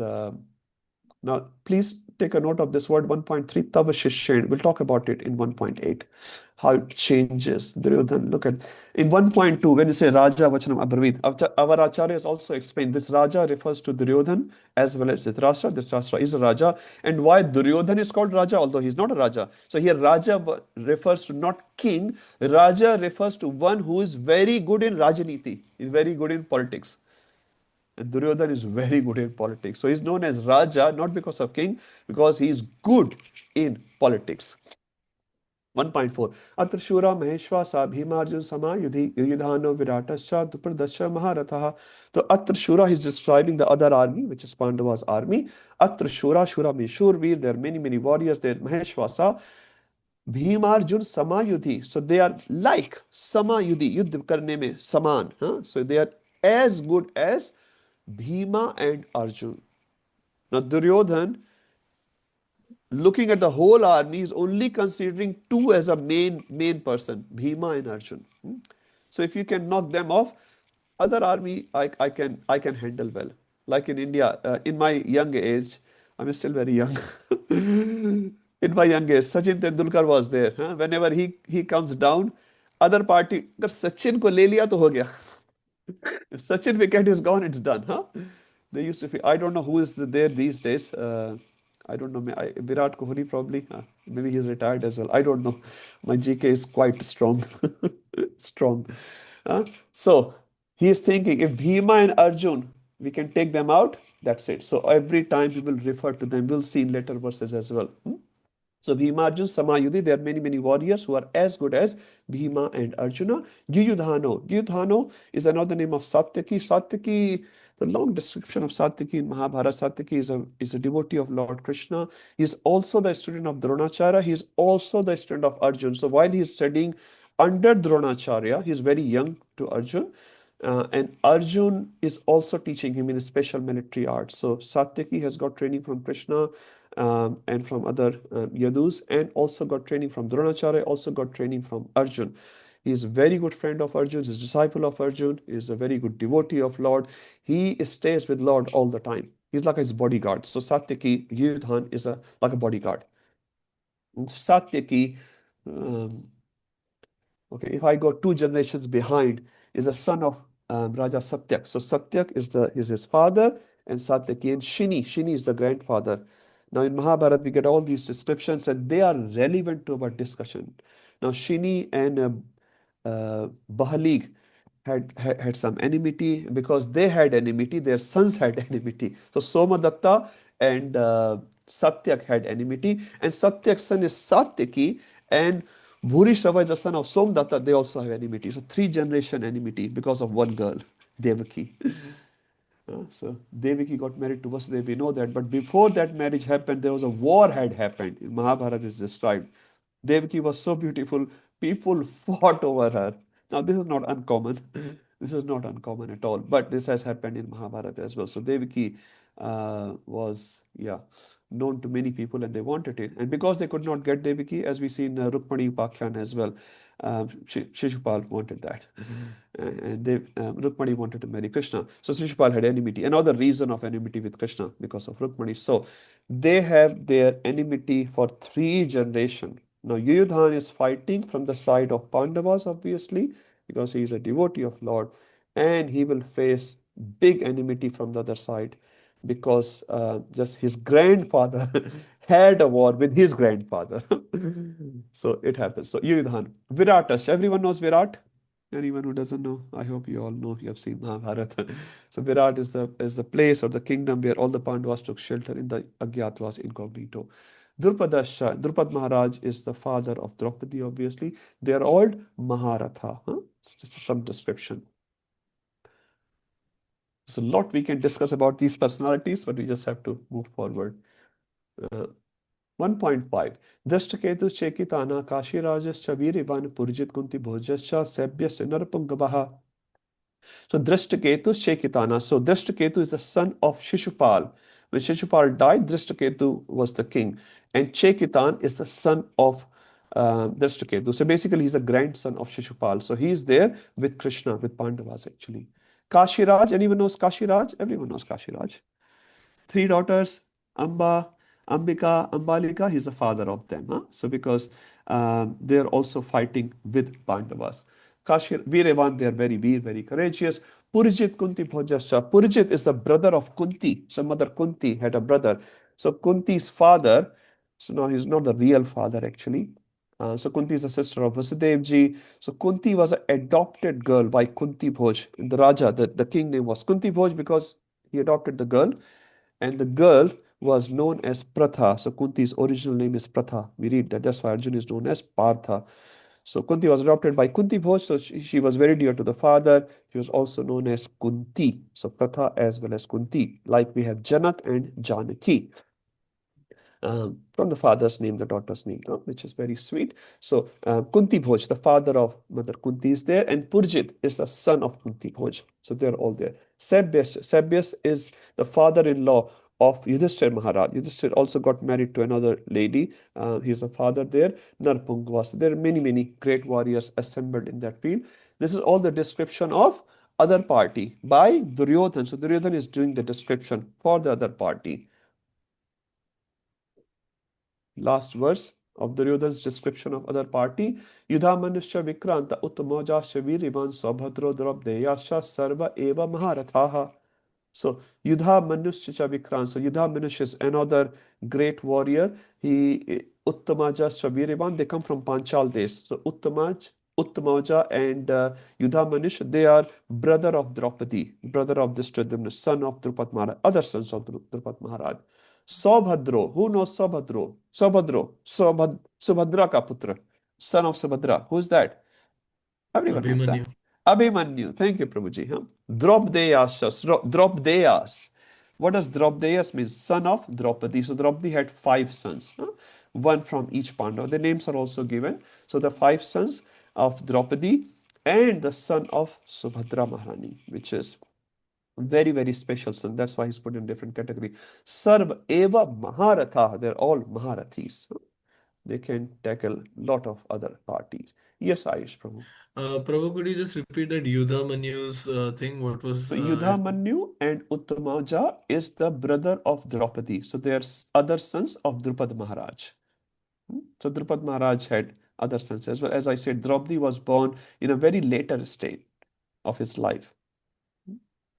You can imagine Arjun had already arrested his father-in-law. And father-in-law, actually, while getting arrested by Arjun, had a desire. He should become my son-in-law. He doesn't have a daughter, and he is desiring, this guy is so qualified, he should become my son-in-law. It's a lot of pastime actually when Draupadi Swayamvar, how he identifies Arjun. There are different versions as well. Anyway, so Drupad, although he's getting arrested, he's not angry at Arjun. Arjun single-handedly defeated the whole army of Drupada. Single-handedly. He was so impressed actually. But he's feeling inimical towards Dronacharya, not towards Arjun. So he loved Arjun. Qualified banda hai. Kash mere ek ladki hoti. I wish I had a daughter. I would have given my daughter to this qualified Kshatriya. So he had a desire when he did the yajna to kill Dronacharya. He said to Brahmanas, can I have a daughter as well? Sure, you can have. So he had a daughter, Draupadi. So Draupadi was meant, she was born from yajna, meant to get married to Arjun. Now, there's so many stories there. Draupadi cannot get married to anyone else. In the spiritual world, just for information, Draupadi is a Sakha of Krishna. She has a Vatsalya, Sakhya for Krishna. She's a Sakha, male body. Draupadi is a male body in the spiritual world. But when she comes down, they're all eternal associate of Lord. Many times people misunderstand Draupadi. She's a pure devotee of Lord in every single situation. Is that okay, Ayush Prabhu? Yes, Prabhu. Thank you for Thank so you. much information. That's okay.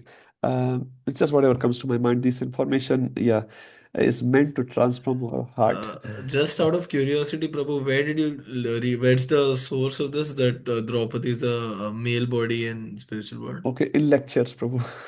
Keep hearing, you'll also hear. I'm also repeating what I have heard. So I don't dig any information. Whatever I hear, if I remember, I share. I don't remember much. Weak intelligence. But if I remember, I share. Upendra Prabhu, if you wanted to add something. No, Prabhuji just had a question. Actually, most of us, our knowledge of Mahabharata is coming from either B.R. Chopra or the Star Plus Mahabharata. So, Prabhuji, different versions have different stories. Yeah. And I think the one that I watched, it said that Drupad actually did not want Draupadi, but the Brahmanas they had already they had already performed the oblations. So my question is, Prabhuji, which version of Mahabharata should we refer Thank you. That's a if at very all? right question. Listen, Chaitanya Prabhu Mahabharata series. I've heard that. Okay. He's very, very, very good. I'm sure everyone knows Chaitanya Prabhu. He's the authority. Please listen, Chaitanya Prabhu Mahabharata series. So he has gone through every single character actually. So he has like series on Draupadi, series on Yudhishthir, series on Kunti Maharani, Duryodhan. Wonderful series. Please watch if you have time. Completely 100% bona fide. Thank you, Prabhuji. Thank you, Prabhuji. Supriya Mata. Hare Krishna, Prabhu. Hare Krishna. The warriors you are describing, like Drishtadumna, Uttamoja, they are Pandav sides or Kuru? Yeah, they're all Pandava side, Mataji. So far, Duryodhan is describing the army of Pandava, so far. Now, soon he will start describing his own army. Yeah. Thank you, Prabhu. Thank you. Okay, so let's move forward. Now, 1.7, here the turn happens. Now, Duryodhan, while describing others' army, he started thinking, oh my God, I have over-described their army. I've said too much about the other army. Now, if I keep glorifying the other army, what will happen to my army? Because all the army is listening Duryodhan, right? He's the Raja, he's a king there, he's a main chief there. So he's thinking, oh my God, again calculation starts. Like a devotee does not hesitate to glorify another devotee. Even in Vedic culture, you see, if even an enemy does a good job, the enemy appreciates it. In Vratasur, in Indra and Vratasur Yuddha, you see, Indra is praising Vratasur, and Vratasur is praising Indra. The Devta on the side of Indra is praising Vratasur. Wow, very good, very good. So we should glorify. It said by glorification of others, our envy goes away from heart. So we should glorify again from the heart. Recognize the good thing in others and glorify. It doesn't cost us anything, but it does a great thing. Especially if you feel, you should not feel, but envy towards anyone, start looking at the good qualities of that person, and slowly you will see this will become a very powerful tool in you. It says whatever you practice, you become very good in that. If you keep complaining, you become very good at that. And even at the trivialest thing, you will complain. If you keep practicing anger, you become very good in that. Even when there is no reason for getting angry, you will still get angry because practice makes a man perfect. So when you practice devotional service, when you practice glorification of other devotees, when you practice Shastra, when you practice serving Krishna in every single situation, relying on Krishna, depending on Krishna, taking guidance of devotees of Krishna in every single situation, you become very good at that. And that's the best thing we want. There's no situation in our life when we become so big that we cannot take guidance from anyone. Bharat Maharaj, typical example, 5th canto of Srimad Bhagavatam.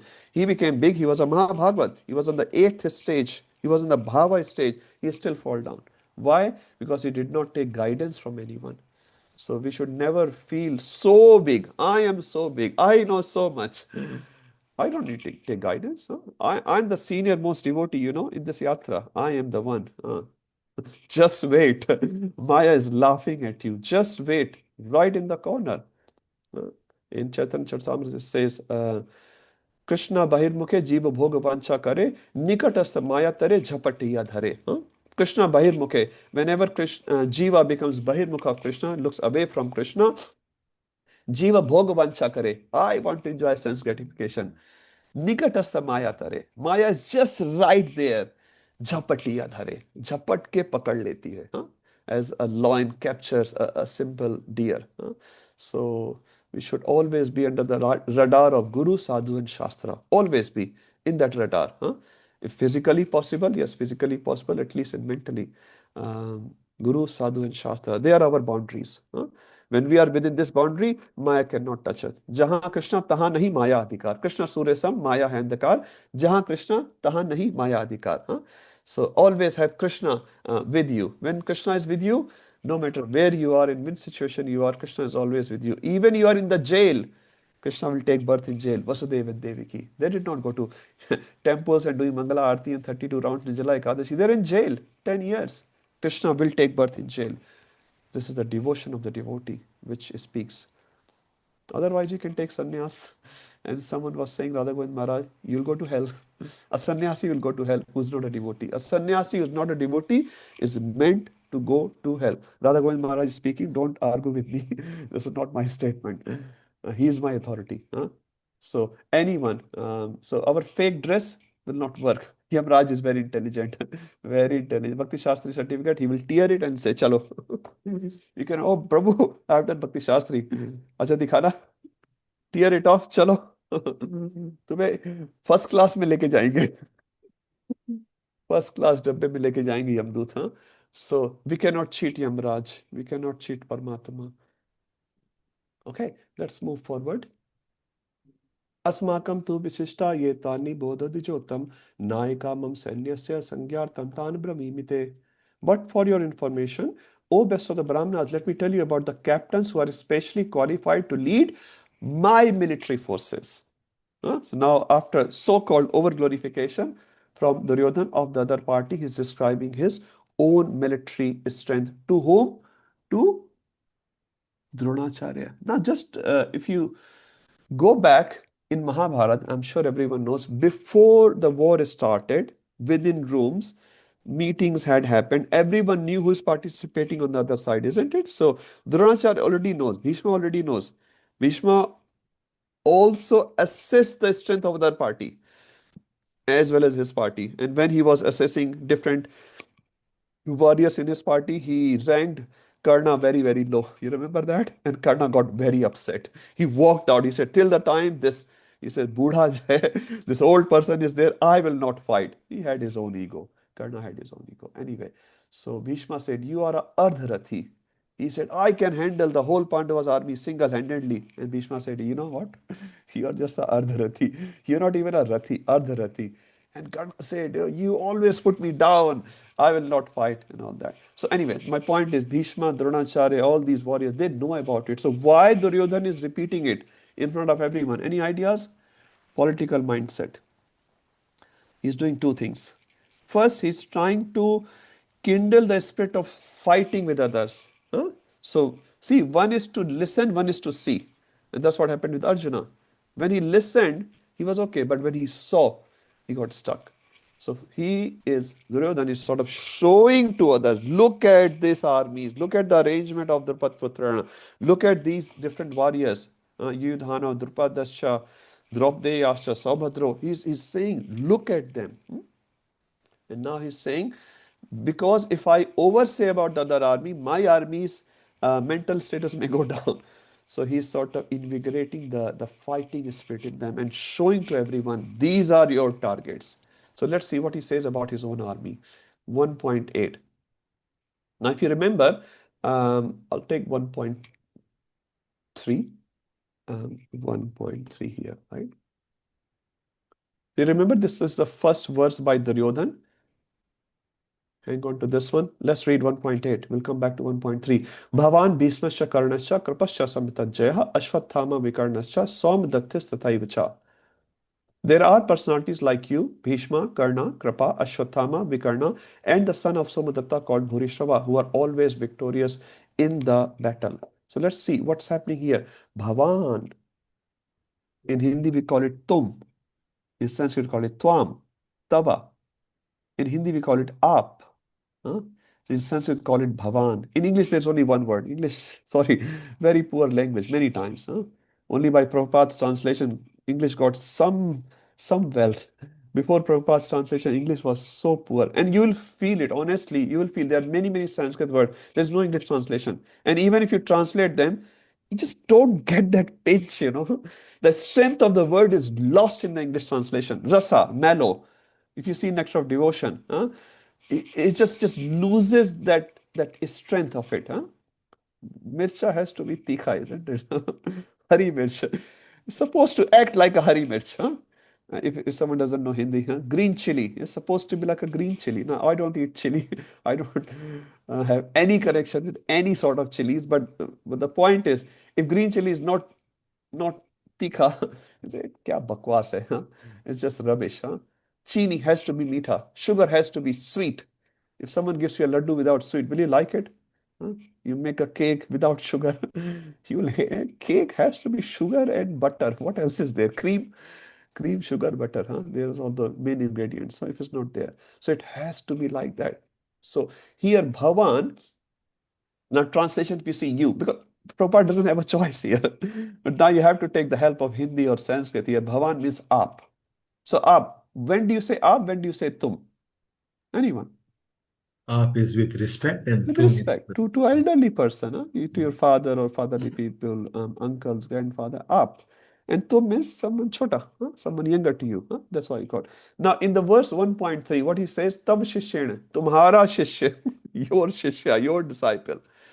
Now he thought, oh my God, he's a Brahman, he's a warrior, he's fighting for me, he's a great warrior. What if he gets disturbed? Patara. 1.8, Bhavan, Aap. So from Tum, it became Aap. This is called political mindset. Political mind. Bhavan, Bhishmascha. And first he's addressing to a Brahmana. Now here he's distinguishing between Brahman and Kshatriya as well. Bhishma is a Kshatriya.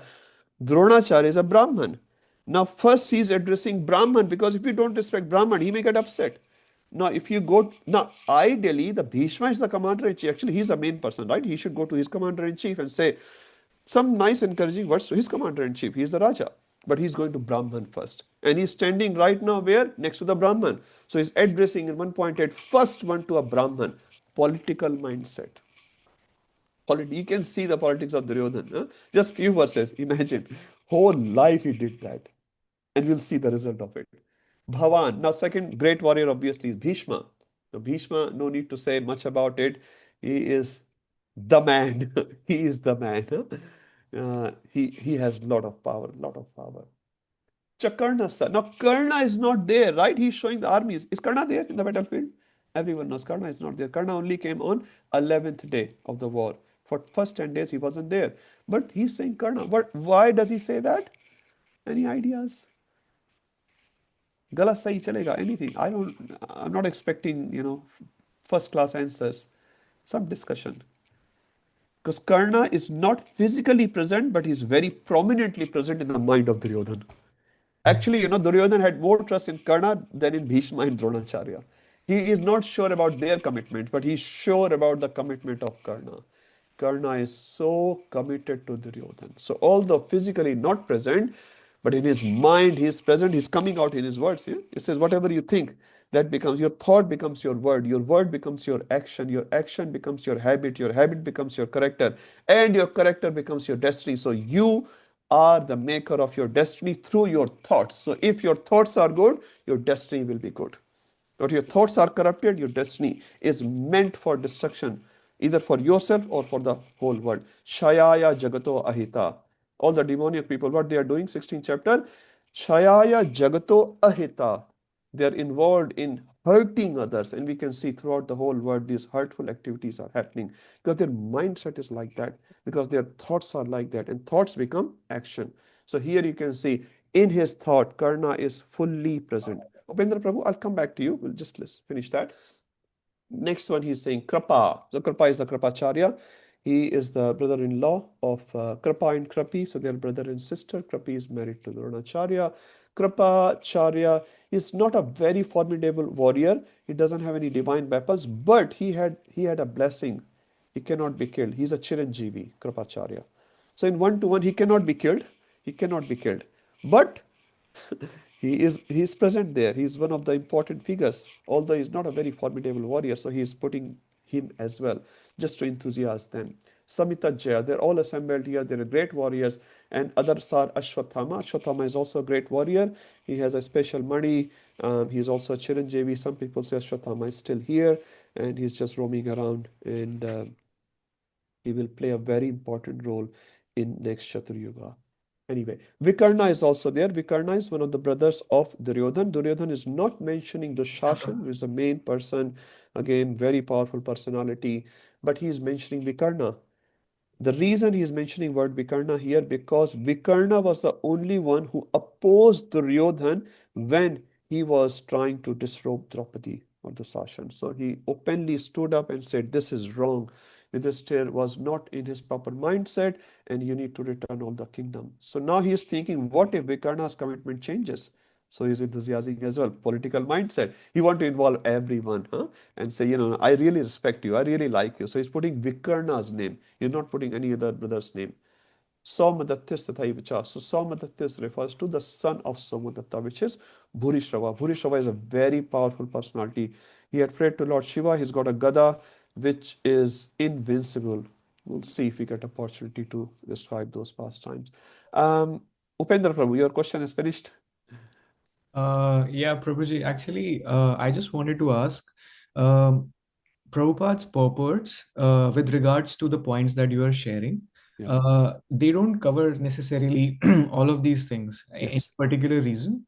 Prabhupada could write the whole Mahabharata, Prabhuji, in chapter 1, but he had 80 books to write. That's the reason. Prabhupada had very limited time, but he did so wonderful.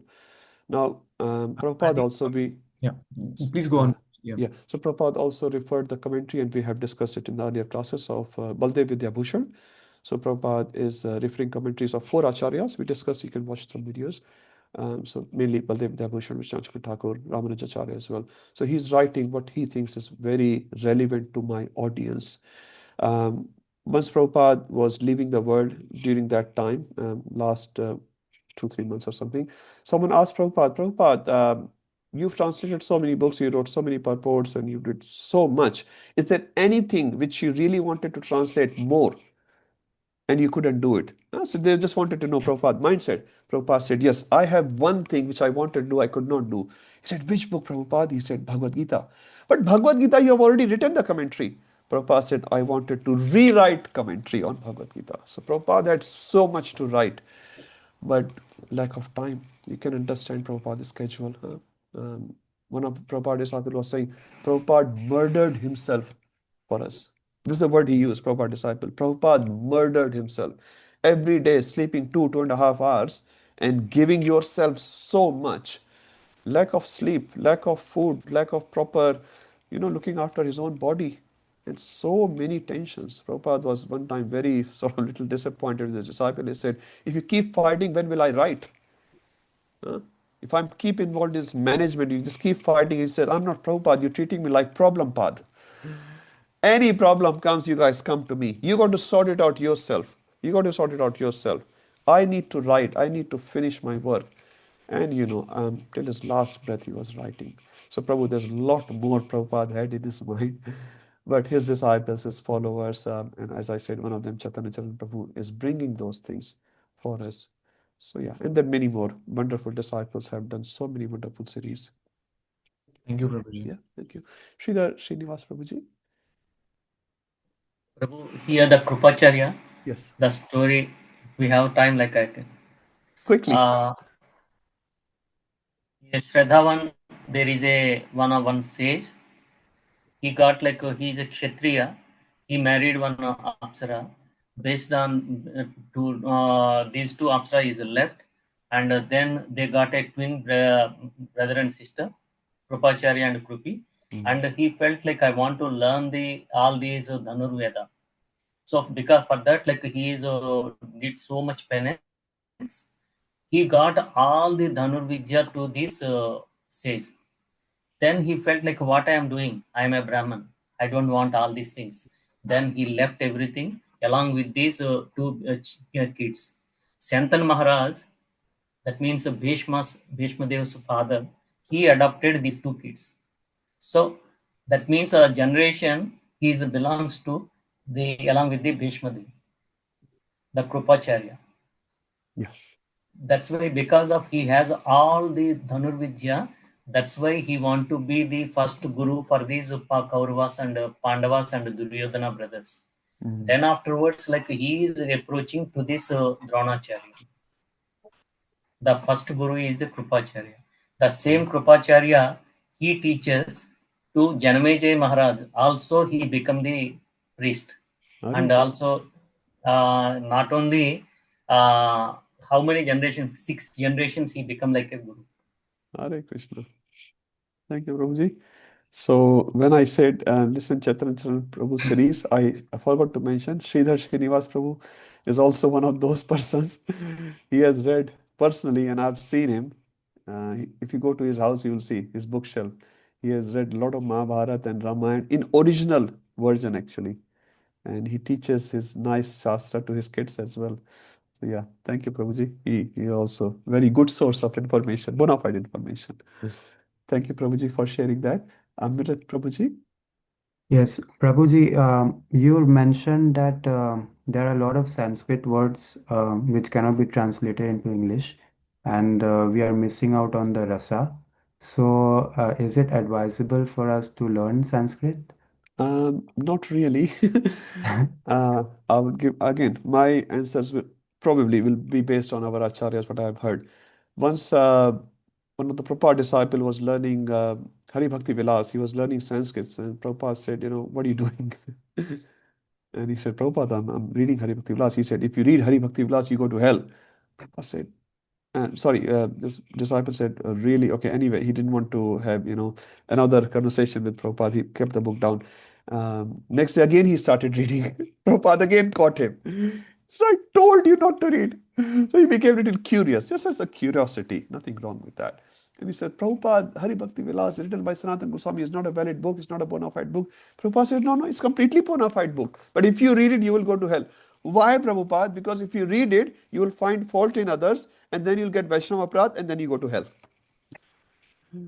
So sometimes too much knowledge also can kill us. Nectar of Devotion also tells us we should not read too many books. Again, it's not prohibited. We are just not there. So Prabhuji, a simple answer is just read Prabhupada books. You will know enough Sanskrit, how much you need to know. Okay. Learning Sanskrit, a separate language, at this stage, Prabhuji, is not needed.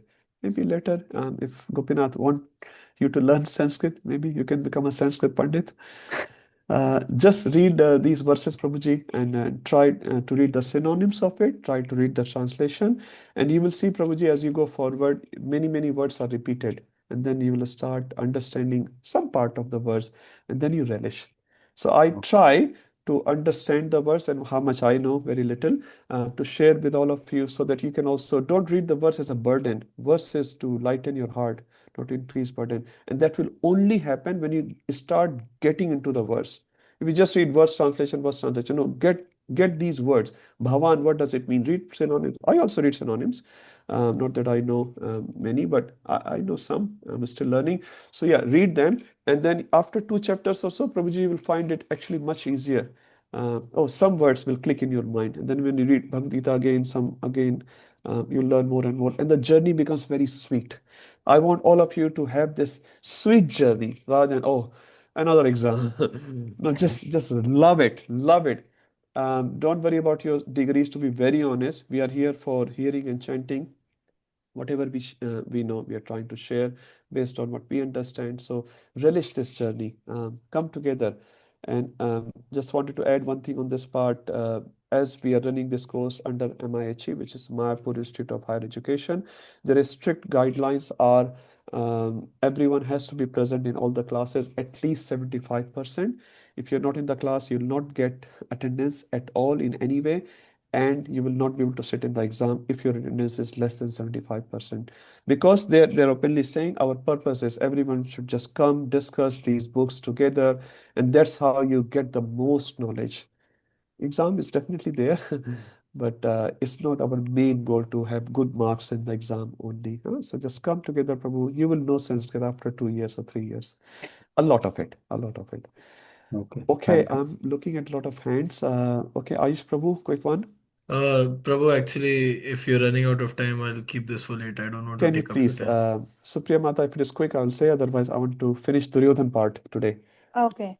I Yeah. just wanted to know, Prabhu, coriander leaves and mint leaves are allowed in first month of Chaturmasa or not? Okay. Maybe we can ask this question offline.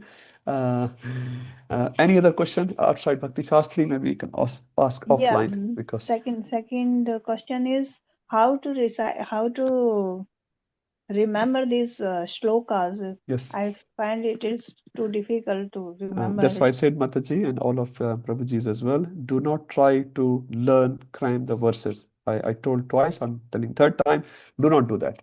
Just read this one page, Mataji. 4 pages altogether, you can print out in 1 page. Just read it every day. Hear the recording. Don't cram it. Don't cram it. I'm telling you not to cram it. Just sing it every day. Can you do that? Listen the recording and sing. Sing along. Okay? I Okay, can sir. see some smiling faces at least. They are with me. Please do not cram. Sing these 1 page every day, 5 to 6 minutes of your time every day. Okay, so that's resolves. And after 6 months, Supriya Mataji, I'll talk to you. You will come to me, Prabhu, these Okay, verses are sir. so nice. I'm falling in love with these verses. I've done it, Mataji, in the previous batches. People fall in love with these verses. So these verses are to be loved, not to be crammed. So don't worry. If you don't know Sanskrit, don't worry about it. Just relax. We are just trying to recite it because it's Krishna's recitation, very transcendental. It's purifying. Okay, let's go to verse 9. This is again Duryodhan still speaking about his own army now. Annecha bahava shura madarthe tyakta jivita nana shastra praharanaha sarve yuddha visharadaha. So annecha bahava shura. Bahava shura means bahut sare shurveer. If you know Hindi, you'll find it very, very easy. Anne, there are others as well. Bahava shura. There are many other heroes who are prepared to lay down their lives for my sake. Madarthe, for my sake, for my purpose. What is my purpose? To win the war. Mad artha means hetu, business, reasoning. Tyakta jivitaha, they are happy to tyakta, what they are happy to sacrifice? Jivita, their life. So Duryodhan is saying that for my artha, for my business, they are happy to lay down their life. Nana shastra praharanaha, nana shastra, they have lot of different types of weapons. Sarve means all, yuddha visharad. In Hindi we had, what visharad? Asha Mataji? In North India, we had a degree, Sangeet Visharad. Sangeet Visharad? Yes, I'm from yes, Prabhu. There is a Shraddha Mata, yeah, she knows. yeah, there is a degree in Sangeet Sangeet Sharad. Visharad. So यहाँ पे क्या बोल रहे हैं? Yuddha Visharad. So you understand? Very expert in Yuddha. How? Nana Shastra Praharanaha. So they have a lot of different types of weapons. They are very expert in the art of fighting, and they are happy to lay down their life for my sake. So this is the simple translation. Our acharyas have commentaries on this verse. I'll just say one point here. Madarthe tyakt jivitaha. Our acharyas explain on this point that they are not happy to lay down their life. They have already laid down their life. They are already dead. Why? They're parting Duryodhan, they're parting Adharma. So their death is certain. And you'll see this repetition in Bhagavad Gita. The prophecy is done by Krishna himself. And in Virat Rupa, in 11th chapter, we'll see how everyone is going into the mouth of Krishna. So there are normal meanings and there are Saraswat meanings. Saraswat means what is the actual glorification of Krishna through those verses. Okay, we'll just go to verse 10. This is a beautiful verse, very important verse. Aparyatam tadasmakam balam bhishma virakshitam paryaptam tvid metesham balam bhima virakshitam. I'll translate it and then we'll put some commentaries on that. So aparyatam, who knows the word paryapta from Hindi? Most of you would know. Paryapta means enough. Aparyapta means not enough. So now aparyapta can have two meanings. Whenever you add a prefix on top of a word, sometimes the prefix can act as an intensifier or a prefix can act as a negator of the word. Example, if you have word valuable, if you put invaluable, invaluable means very, very costly. So here in is acting as a intensifier of the value. It is so valuable, this gem is so valuable that you cannot measure the value of it. It's called invaluable gem. You have the word substance, some substance, right? Insubstantiate when we say. So here in acts a negator of the word. This has no value. So Vishwanath Chakravarti Thakur translates this aparyaptam as immeasurable, which Prabhupada is writing here. Immeasurable. What Duryodhan is saying, our armies are aparyapt, immeasurable. There's another word called abala. Abala word, everyone knows. In Hindi, there's a word called abala. Abala nari, sometimes we say, which is not true. Today everything is opposite. Anyway, that's what they say. Don't take it personally. So abla refers to who has no bala, or abla also means in Shastra, who has so much bala that cannot be measured. Abala. So aparyaptam. So aparyaptam, Duryodhan means is my armies are immeasurable. How much army Duryodhan had? 11 akshauhini. So what he is thinking in his mind, my armies are immeasurable. Aparyatam tadasmakam balam bhishma bhirakshitam. They are protected by Bhishma. So my armies are immeasurable. They are properly protected by Bhishma Pitama, which is obviously one of the greatest warrior. And other side, paryaptam. Other side is only paryapta. Paryapta means chota hai. Paryaptam edesham balam bhima bhirakshitam. Other side is protected by whom? Bhima. Now he's again thinking, he's not saying that Dashtadumna. In his mind, you can see the mindset of Duryodhan, thinking Bhima, Arjun. Now Bhima is so prominent, again he want to kill Bhima. Balam Bhima Virakshitam. Now, Baladev Vidyabhushan describes this verse completely opposite. He says, aparyaptam here does not refers to immeasurable. Aparyaptam refers to aparyapt, not enough. Not enough to do the job. What is his job? To kill other army. Duryodhan's job, right? But your armies are not enough. Which is true. Which is true. On the other side, other party, which is Bhima's party, Arjun's party, their party has paryaptam. Paryapt means enough to do the job. So who will win through this verse? Actually, Saraswati ji is saying Pandavas will win. Clearly speaking, they're paryapta. Paryapta means they're enough. Whatever like task you want to do, you have paryapta bal. So they are paryapta armies, but your armies are aparyapta. So this is our rasa. Our acharyas have put this rasa. So those both translations are correct. There's nothing right or wrong, but this is just a rasa. Our acharyas are adding. These words have so many layers of meaning. When they come out, it just relishes. So say Bhima army is paryapta. Your army, although looks immeasurable, it's aparyapta. You'll not be able to do the job, and you will all die. This is what's going to happen. Okay. Now the last verse of Duryodhan. Ayaneshu cha sarveshu yatha bhavasitha bhishma eva bhirakshantu bhavanta sarv evhi. Now he wanted to just glorify Bhishma a little bit. And he's saying, I have to say something specifically about Bhishma. So what he's saying, all of you, ayaneshu cha sarveshu yatha bhagam, bhag means section. In whichever section you are, avasita, situated. In whichever section you are situated, he's calling to everyone.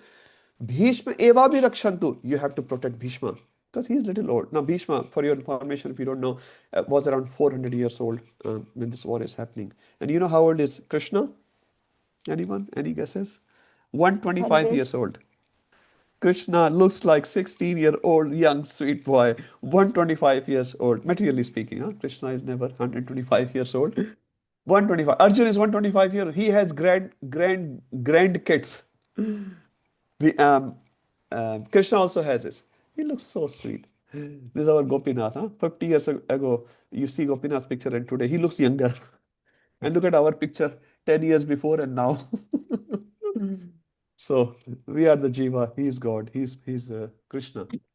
So he's saying, all of you now give full support to Grandfather Bhishma as you stand at your respective strategic points of entrance into the phalanx of the army. So basically, he's trying to cheer up everyone. He's basically telling to Dronacharya that he made some mistake. Then he changes his mindset. He appreciates them. He appreciates Bhishma, and he's also appreciating others, just politically speaking, and calling out everyone that I respect you a lot. He's also mentioning Vikarna's name because he knows Vikarna may not be committed to me fully. And this is how he's sort of cheering up. Okay, we'll stop here.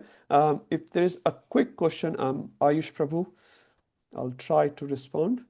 I'll go to Ayush Prabhu first because he asked first. Yes, Prabhu. So, in the 1.8, when you had asked why does he mention Karna, even though Karna was not fighting till the time Bhishma was alive, there was one story, but I wasn't very clear on the exact details, so maybe you could help me out. Is that when Duryodhan goes to where the Pandavas were in hiding, just to mock them, that time he ensued a battle with the Gandharvas, and they actually chained Duryodhana, and they were taking him, and Karna also fled in fear. Fear, yes. So after that, when Duryodhan came back, he was so embarrassed that he said that I'll sit in tapasya and end myself. I cannot bear this shame. So when he was doing that, then he gets like a vision, or a somebody comes in his dream or his tapasya, and there he sees like they say that Karna actually will kill Arjuna, and you are supposed to fight this war. They try to encourage him. Uh, would you know about the story, Prabhu? And Yes, if yes. so, So yeah. Papa Purush came in his vision and he said, you're supposed to be the ruler of the whole kingdom. So why you're giving up your life? So yeah, he came back. There's lots of points on that Kamevan as well. Maybe next time, can you remind me the word Kamevan? We'll discuss more there. Premanand Prabhuji. Hare Krishna, Prabhu. Hare Krishna. Well, I just want to know who was the Srila Prabhupada disciple who said that Srila Prabhupada Hari Bhakti Vilas one? murdered himself for us. Oh, I don't remember, Prabhu. So here, murder obviously refers to he sacrificed so much. So when we looking at the words, we have to, because he overused his body basically. I heard in a class, Prabhuji, I can't give the name of the person. Yeah, but it's true. And look at the context here. It's not a murder we are talking. Like Prabhupada gave so much that his body deteriorated. Yeah, very fast. But again, we know it's Krishna's arrangement. But the point is basically what Prabhu was just saying, we should read Prabhupada books. We should try to follow Prabhupada instruction because he did so much for us. We don't read, we don't follow. Um, you know, eh, it's not very nice. He has given us so much. Our appreciation should be in our actions. Is that okay? Yeah, okay. Mahadish Prabhu. Prabhu, Last one. last two, Prabhu, sorry. Last two. So Vyasadeva is actually writing Mahabharata, in which Bhagavad Gita comes as part Yes. of in Bhishma Parva. Yes. But in any of the Camera on करो उससे देखो. in any of the Bhagavad Gita, there is no mention of Vyasadeva saying this. No. But he's narrating what Sanjay is saying and then Yes. what Krishna is So saying. the whole Mahabharata he's writing. So within that, all these conversations are coming up. Right. Yeah. So he doesn't have to say Vyasa Uvacha. Yeah. Yeah. Cool. Okay. And the last one, why do we say that we learn new things each time we read Bhagavad Gita? Okay. It says that the knowledge of Shastra is layered. It's like an onion. Sorry to give you this example. We don't eat onion. We don't recommend onion. But knowledge of Shastra is like onion. Like onion had different peels. So when you peel one layer, two layer, three layers, every time you approach Shastra, you're actually peeling one layer. If you have Shraddha. And the more you read the Shastra, the more Shastra reveals it to you. Because the Shastra is no other than Krishna. So this Bhagavad Gita is Krishna in one sense. Bhagavatam is Krishna. So 4.11 ye thamam prapadyante tam sadhai bhajamyam. So if you want to come close to Krishna, Krishna reveal Divya Gyan Hriday Prakashito in Guru Arti we sing. So this Divya Gyan will be enlightened in your heart if you are eligible. So every time with Shraddha, with faith, when we read this knowledge, the more and more layers of realizations comes into our heart. Now we have to distinguish between information and realized knowledge. So we are not after too much of information. Sometimes devotees are after information. Yeah, information, if it can help, yes, welcome. But the point is to change the heart, to realize that knowledge, to apply that knowledge. So this Bhagavad Gita or Bhagavatam, any scripture like that, if you read again and again, every time you'll find something new. Even I was reading it today. I found many new things. And out of those, maybe I've shared few, maybe I forgot something. Anyway, the point here is just relish. It becomes sweeter and sweeter day by day. I have experienced that. And what I've heard, in this case at least, I can say, yeah, it's still so fresh books. Because Krishna is fresh, his Shastra, his words is also fresh, ever fresh. So if you read Bhagavad Gita, Mahesh Prabhu 5 times, I'm sure you would have read it. Every time you'll receive something new. All of you, I highly recommend all of you to read Bhagavad Gita again and again. Honestly, it's between you and Krishna, but you will come closer to Krishna just by reading his words nicely. Meera Mataji, can I take your question next week? It's Just a very quick one. Okay. Just 1 second. Hi, Hare Krishna. Just, Hare Krishna. is there any podcast available on this Bhagavad Gita? If I can Podcast just hear. available on Bhagavad Gita. I would say Chaitanya Charan Prabhu. He is one of my favorite Siksha Guru. Many Siksha Guru, and he's definitely one of my favorite ones. So Sorry, what is the name? Chaitanya Charan Prabhu is disciple of His Holiness Radhanath Maharaj. Very, very knowledgeable person. Very good presentation. All of you, please hear if possible. And there are many other good speakers as well, no doubt. Okay. Let's stop here. Yash Prabhu.